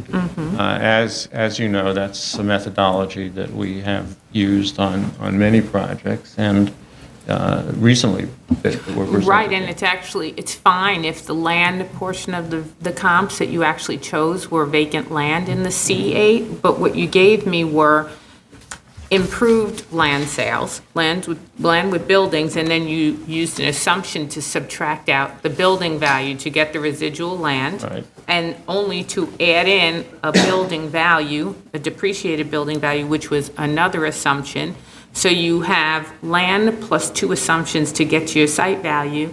And when you look at the comparables for that, there are actually buildings that look almost exactly like this building. So my statement was, instead of having your site value rest on land plus two assumptions, why don't you just do it based on the building, land and building, and use those comparables as the land and we building? will take a look at that. The reason just for discussion purposes, the problem with looking at occupied buildings, and I think it was when we looked at the individual comps, we felt some of them had already been identified as being demolished and some of them were vacant. So we'll review them again. If it's an occupied building, there's no ability to understand what the actual income from a tenant in the building was and how that affected the Right, selling but price. could you get us some vacant land sales? So we'll try to do As that. a check, so Yeah. that this way we know at least your assumption for that portion of the sale that it is building is properly deducted. So we'll stick with the same methodology and tune the comps up a bit. Okay. And we'll be glad to do that. The second question, I think, or maybe the last one I have, is the question of how the real estate tax was calculated. Right, because your real estate tax for the community facility is double the taxes to the mini storage, and they're both class 4. For the mini storage, we looked at comparable actual taxes being paid by mini storage facilities, and we found that to be somewhere in the range of about $3 a foot, and we can share that with you. Okay, so that was based on actual mini storage taxes that were being paid, whereas for the plain vanilla, that we looked at in the same way we looked at any commercial uses, which we figured the taxes on the basis of percentage of the income. And so that's why the taxes were higher, because it was a percentage of income, which is the methodology that we use on all of our commercial property. Yeah, it's just that in this case, it really is glaringly obvious that there's a difference here that might not bear out in real life, because in real life, what you're going to do is construct this. The assessors are going to figure out what the market value is based on your alteration costs. Right. And then you're going to have some of that money come on initially in a tax bill, but the Right, rest of it being phased in, and you're not going to have an incredibly stark difference like that where one is double We'll the take a other. look at it, but the methodology we used for the community facility was the methodology we've been using consistently over the years, so I can take another look at that. And we typically compare what it would be as a percentage of the construction cost plus the existing, using the equalization rate and then the tax rate, and then we compare that with what we see as actual. And for commercial properties, tax rates are in the $14 to $15 range going in, sometimes as high as 17, depending on where you are. So you know better than I what the assessor. Right, but so what would the taxes be per square foot for each type of property? And just at least provide that as a backup. Yeah, we'll Yeah. do that. So we did, because the storage facilities are so uncommon, we looked at what they were actually being taxed at as opposed to just using a percentage of the income. And we can provide that as backup as well. Okay. And I think that covered all the questions. Okay, any other questions for Jeff? Oh, wait, I had one last question, which might be able to be answered by the mini storage person. which had to do with the maintenance and operating costs and why they Right. were so What we- high for a. Yeah, we looked again at some empirical information that we were able to get. Our client here has a major portfolio of spaces, so we looked at it in terms of what would the actual expenses be, whereas for the community facility, we actually erred on the low side. We used a base level of about $5 a foot and assumed that because it's such a small facility, that the tenant would pay more on a net lease basis, any costs above that. If we used, 10 or $11 a foot for that, it would significantly affect the feasibility of beyond what it's already infeasible level. Mhm. But we use empirical information and discussions with experienced operators as opposed to just an allowance. Right, so then really my question, I should address it to the mini storage person, because I would just like to know about how it operates that would end up generating such high maintenance and operating costs for something that seems to me to be run by a minimal staff and with minimal utility usage unless somebody is actually in the storage room flipping on the lights and all of that, unless I'm assuming incorrectly. I'll let So that's them why, answer that, my question would and be then we towards can the mini provide storage backup person. to you in the subsequent submission as to how we got it, which was interpreted. Okay. Okay. Thank you. Any other questions?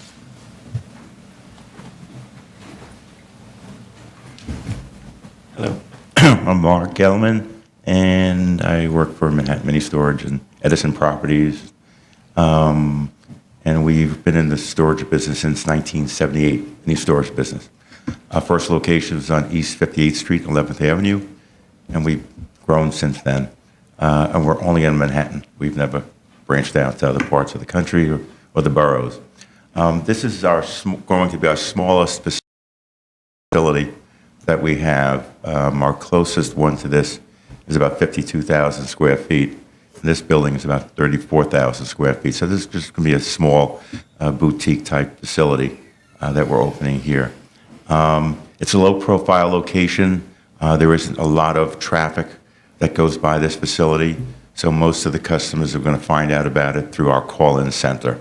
The way our call-in center works is people call in looking for a room based on the price needs, where they want the location to be. We send them to the different locations. So this one, on this location, is probably most of the customers sent here will be sent here by a call-in center because, again, it's a low-profile location. We've taken the building and put our office, it'll have a sales office, lobby for customers to enter, and we've located it on the corner. We're going to try, right now the building has 3 openings. The driveway on Henshaw Street, overhead door. There's an overhead door and a curb cut here, and then there's another loading dock right over here. We're going to close the 2 remote ones off, try to control the building a little bit better, security-wise, and control our customers and the foot traffic in and out of the building. We want to activate this corner for our customers. A lot of our customers are going to be coming by taxi cab when they're sent here to the location. So if they're coming down Henshaw Street, they can be dropped off on the corner, enter into the office on Dyckman Street, rather than becoming a mid-block.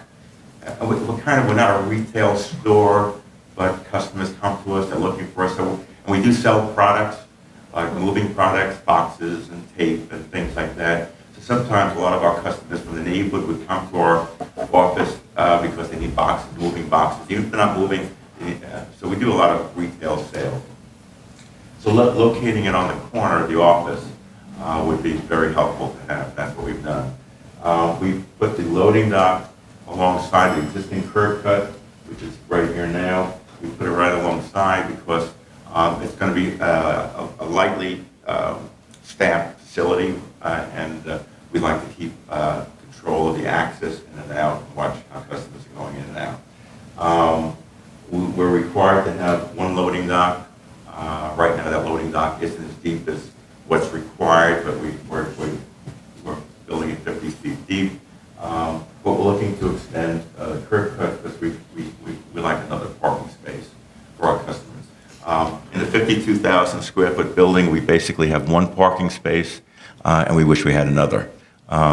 This is smaller, but we really want the other parking space to service our customers. Very important, when a customer comes in, we can service them, it's convenient, there's no hassle. If we hassle people, we don't have them as a customer.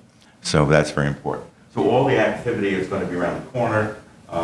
We'll have windows on the side, so we activate the corner a little bit from Henshaw, and our sign will be on the corner. We're limited to the number of signs we have because we have a park across the street, so we can't, it's going to be low profile, low signage, and so we want the visibility to be on the corner.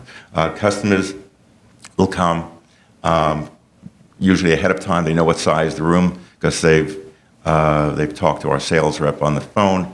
So when they come here, they will finalize the sale, look at a room, a cubicle, and become a storage customer. And then we'll make an appointment for them to move in, a time when they move in. And we also have accommodations to help customers move in. A lot of the customers in this facility, we believe, are going to be moving in by car. They're smaller the smaller size cubicle, and so they'll be coming by car. But we'll schedule a move in and we'll schedule the move outs.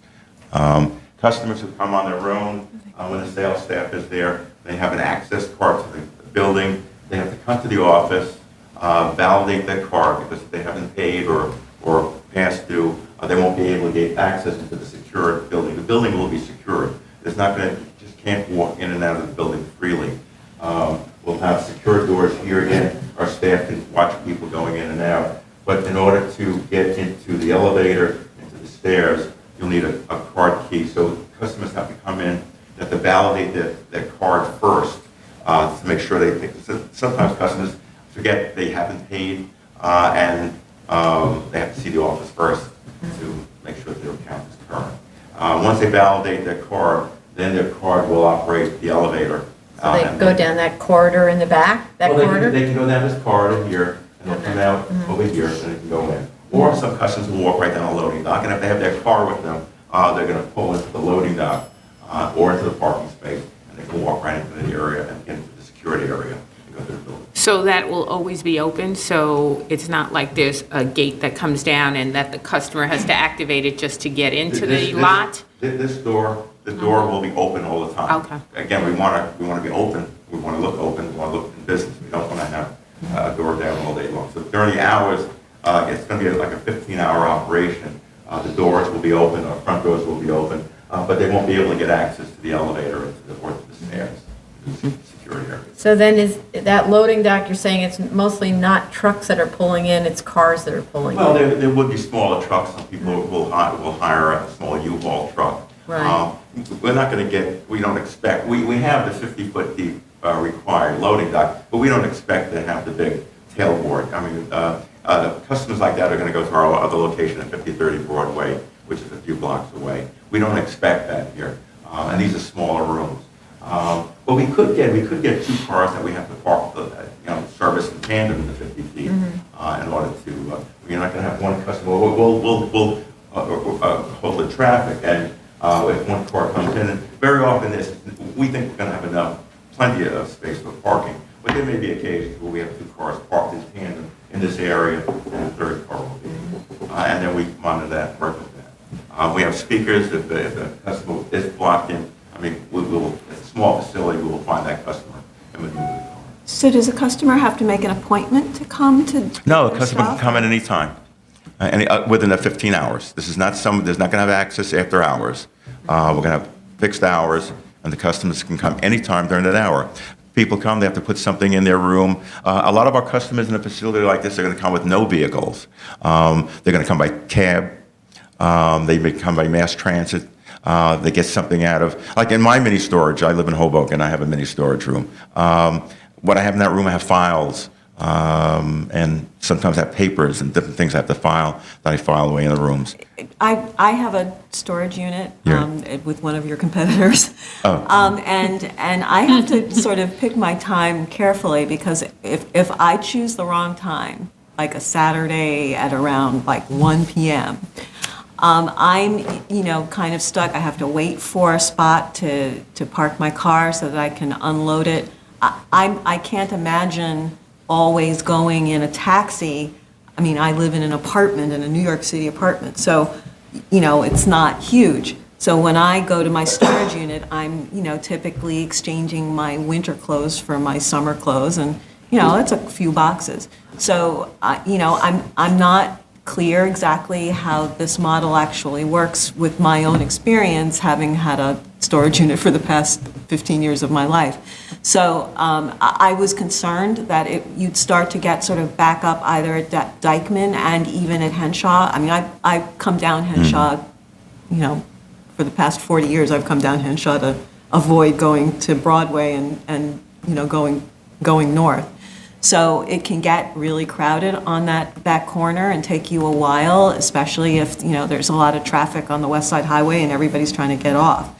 So I guess I'm not clear exactly how you avoid traffic plus then people with their cars or with, minivans or something like that trying to offload their stuff. Well, the customers, the times when this neighborhood gets congested, and it does, we're not going to get those customers because we have other locations, we have other options, and they're going to be inconvenienced.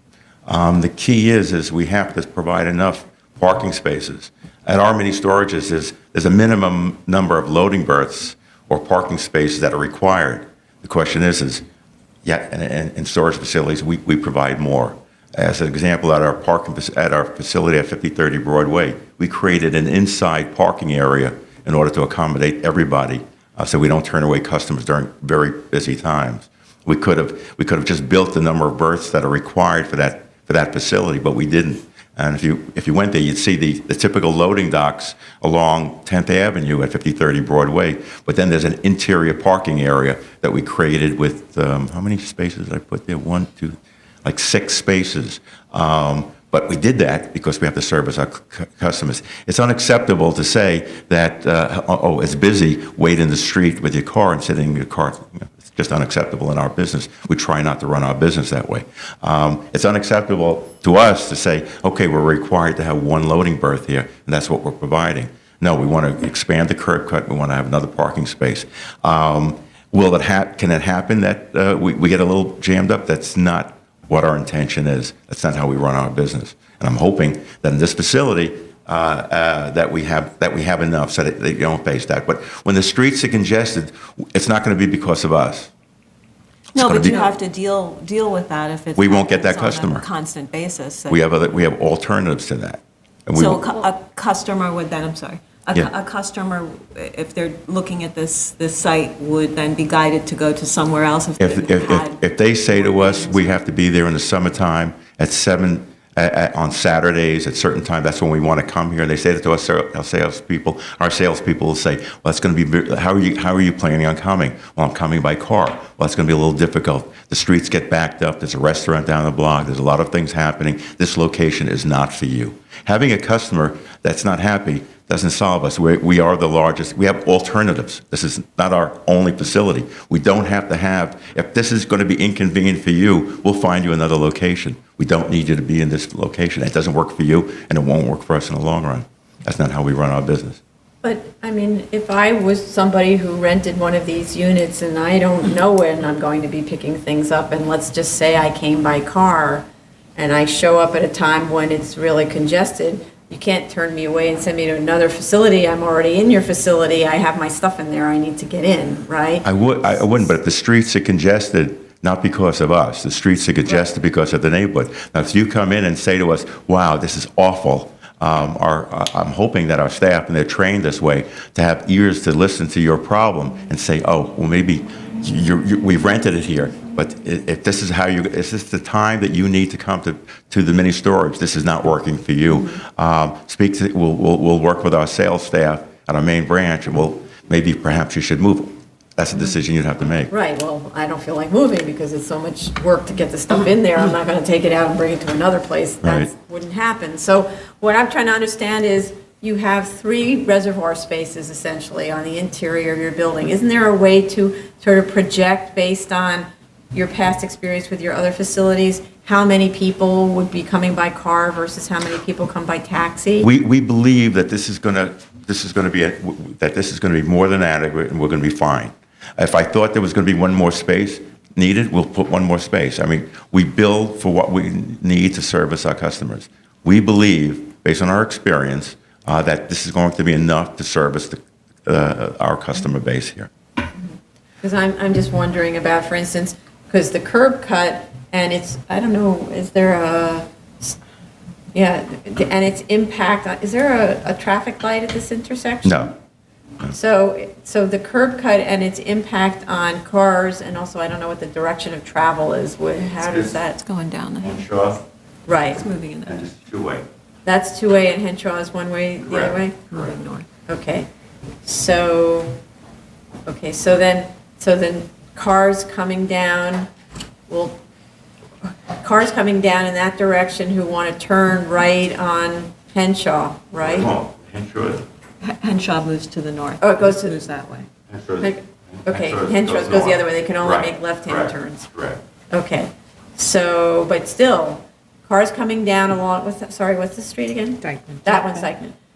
Cars coming down Dykeman who want to make their left-hand turn would be potentially obstructed by somebody who's waiting there to make a turn into your lot because all 3 reservoir spaces are taken, right? Most of the traffic is going east. Okay. Most of the cars, they're either coming down Henshaw and coming in, or they're coming up from Broadway. Very few of us would be coming in, would drive the other direction. I still don't understand exactly. I know you want to have a retail presence at the corner, but you have glass storefront, so you will be visible from the street. Correct. Of not moving that lower right-hand scenario Well, there's going to be to the upper right-hand corner. The taxis coming down here, we just assume get let out on the corner and they come right into our office. It's just a matter of walking, 60, 70 feet. I mean, the DOB, when they look at the location of these curb cuts, what are they looking at where they don't want them a certain distance from the corner? I think it's a traffic safety issue. Well, it's already there. It's an existing curb cut. And this is not a high turnover location. This is going to be you'll see after it's open. This will be a very quiet location. But you will have cars backing up into traffic. You will have cars backing out Or to the they'll street, pull yeah, in, like or every they'll loading dock. back in. Correct. So it will be a bit of an obstruction to the local traffic, and I am concerned a bit about. Well, it is. We don't. And We I want wonder people to what be the able to back. DOB thinks about when they evaluate something like this. The Henshaw traffic is most of it making a right turn. Even with the loading dock here, cars would be backing out into traffic. So it's the same backing out. The same thing can happen at both locations. You're still backing out into a street, which is not ideal, but we're not going to have people turn around in the street and back. And some customers do back into the loading docks, but that's not a requirement. Backing into the loading dock is convenient because if they back in and they take everything out of the trunk or the back of the trucks will always back in. People with cars very often will pull straight in and then work out of the back. Trucks will back in. Okay. And maybe some customers will do back in with their cars also. But I don't see that, whether they back in or not, I don't see that as an issue at all. Okay, we can speak more about this with Mr. Selver, so thank you very much. Any other questions for him? Yeah, so obviously we're talking about traffic studies, and I see that Philip Habib, the BAS, so this is totally his gig, right? So is there somebody here who can speak for Philip's? Jeff Rubin from Phil Habib and Associates Oh, great. can speak, Okay. actually. Okay.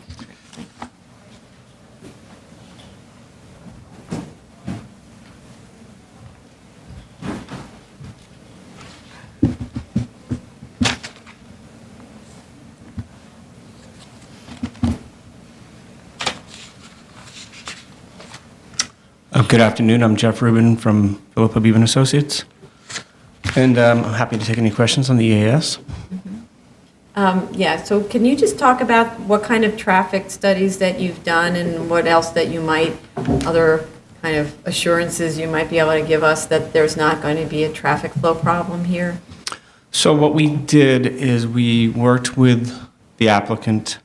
As I mentioned, they operate other facilities, I think 17 other facilities in Manhattan, and we were able to get data working with them from one of their other facilities that is on 107th Street on the west side of Manhattan. And that facility is around 114,000 square feet. This one will be around 35,000 square feet.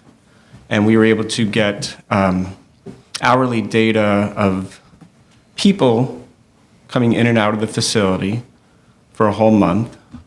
And we were able to have that data categorized by the purpose of visit. So this include in the different categories were people who are what they call rentals, who are sort of new customers coming in, moving in their materials for the first time.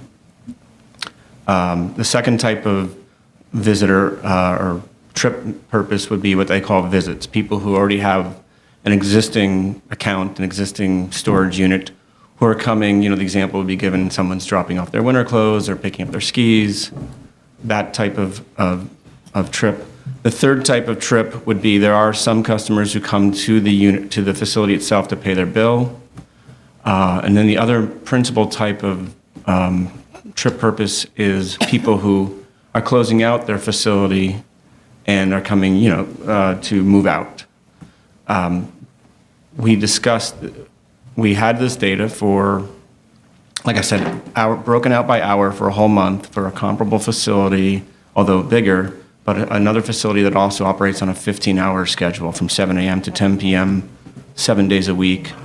A couple of things that we could tell from the data was that during the week, I think about 3/4 of the trips are made by people who are dropping off or picking up from existing storage units. On the weekends, that percentage is a little bit higher. It's more like 80% of the trips. We also looked at the issue of how many people move in or move out in a given month. I think Mark will correct me if I'm wrong here, but the busiest month for move-ins is May, and the busiest month for move-outs is August. What we did for the traffic study that we looked at here is we did two things. We took the data from this 114,000 square foot facility, and we scaled it down to this facility, which will be about 35,000 square feet. So this facility is slightly less than 1/3 the amount of use, or the size, so as proportionally about 1/3 the number of trips. The second thing we did, though, is we did sort of boost the numbers a little bit to account for what would be the busiest months. And what we found, just double checking my notes here, is that at this facility, 34,000 square feet, you'd have about 104 move-ins or move-outs in the busiest month of the year. And so, a 30 calendar, a calendar month of 30 days, you're looking about an average of 3 trips of people either moving in or moving out in the busiest month, 3 trips per day. It could peak a little bit, for sure. It could be 4 or 5. But once people, their experience has been that once people put their items into storage, they stay into storage for a significant period of months or years, so there's not constant turnover of people moving in to a unit and then moving out, say, 2 months later. Sorry, you said 3 trips per day? Yeah, I would say 3 to 4 truck trips per day of people who are moving in or moving out. I'm a little confused. You have a chart that Right. shows table 4 on page 3, that shows weekday daily trips versus weekend trips, and going from early morning to very late at night. Right. Maybe that's not the same hours of operation, so maybe that's a little different. But you have 24 in, 24 trips in, 24 out, and a total of 48 Correct. per day. That's different than 3. Well, a couple of things. Number one is let's actually move to tables 9 and 10, which are on page 6 of that memo, where we actually slightly increase these numbers to account for the peaking period. So in your example, you have 54 trips. So we have, on a weekday, we have 54 trips. When I say we have 3 move-ins or maybe 4 move-ins a day, first of all, you have to double that to get trips. So in other words, a truck comes in to the site to move into a mini storage, and then after the mini storage unit is filled, the truck leaves, so that counts as 2 trips. So in my example, if you had 3 trucks a day, that's 6 trips. And that would be 6 out of 54. And as I said earlier, about 75% of the 54 would be people who are making just routine visits to existing storage units. Okay. As opposed to really bringing all their stuff all at once and taking all their stuff out. Okay. Right. So that would be like, say, 6 out of 54. Okay. And again, 2 trips equals 1 vehicle. Right, okay. But so if we just work, I mean, apparently the weekend is the peak time that we were concerned about because that's when it's really busy in that intersection. So let's focus on the weekend where you get 84 trips, so let's just say 42 visitors, right, during that time. And during the peak hours, which tends to be around noon, right, noon, 1 o'clock, you also have the peak hours where you're getting between 8 and 11, 6 and 11 trips per hour, right?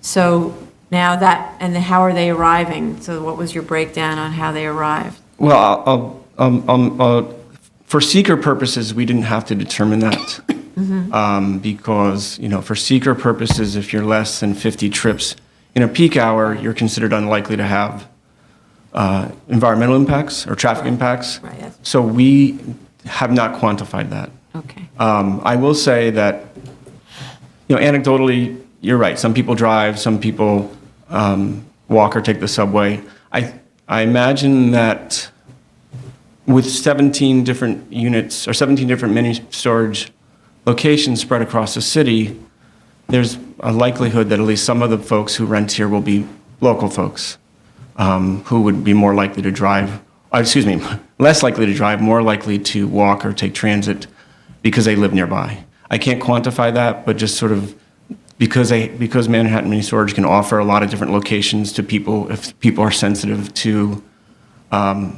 wanting to have a location that's closer to them, this location would be attractive to people who live in Inwood, Washington Heights. The other point about your second question about the peak for the neighborhood, again, I don't have data on the, say, traffic volumes on Dyckman Street. But anecdotally, I can tell you that this area a lot of the peak traffic in this area is associated with the restaurants that are located on Dyckman Street to the east, and there's a very large tenant of the Parks Department, which attracts a lot of people, more so in the evening than, say, that from 1 to 2. So this area's peak may, in fact, on Saturdays be later in the day. Okay, but it's possible for you to get some more data from your client about what the typical breakdown of trips is. I mean, I'm just taking a wild guess that that the percentage of population who is walking, for one, you're carrying your, I don't know what, your winter clothes by walking, probably not, right? So most of the time when you visit a mini storage, I'm thinking you're taking some form of transportation because it's unwieldy, it's heavy, whatever. So other than the people who I talk about that go to just visit their stuff, just know that it's there and it makes them feel good, and then they leave and blow kisses and stuff, right? But most, I'm assuming, will come by some sort of vehicle. So if it's a taxi, and let's just say they're all taxis that are arriving, so it's potentially 8 taxis lined up along Dyckman or along, what's the other? Henshaw. Henshaw, sorry. It would help if the plans always said the names of the streets right there. It's an admonition to architects, please label the drawings. But anyway, yeah, let's just say they were all taxis that lined up there. They're not going to pull into the loading dock because that's a taxi. So instead, now you've got real traffic congestion at that time just with taxis, and they're literally drop-offs just long enough to unload as opposed to somebody who drives, right?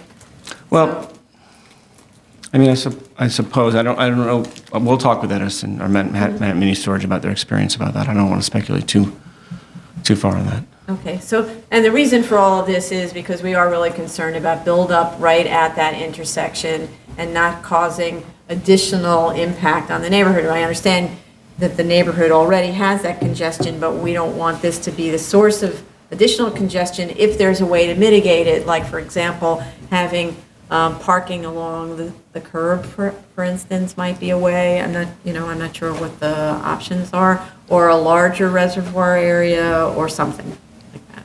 Okay, well, I think we'll work with the applicant to address those points. Are there any other questions? Thank you. Okay, thank you. Are there any speakers on this item? Okay. Okay, Paul? All right, thank you. Madam Chair, we think that we need about 3 or 4 weeks to prepare full responses to your questions, board's questions. Okay, so 1, 2, 3. Is the submitting on the 7th too early? Because the next hearing, really the next hearing is on the 28th. That's the next available date, so you could submit on the 14th? Submit on October 14th? Yeah. Yeah, that works.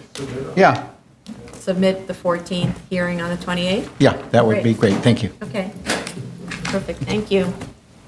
This concludes the public hearing for September 16th.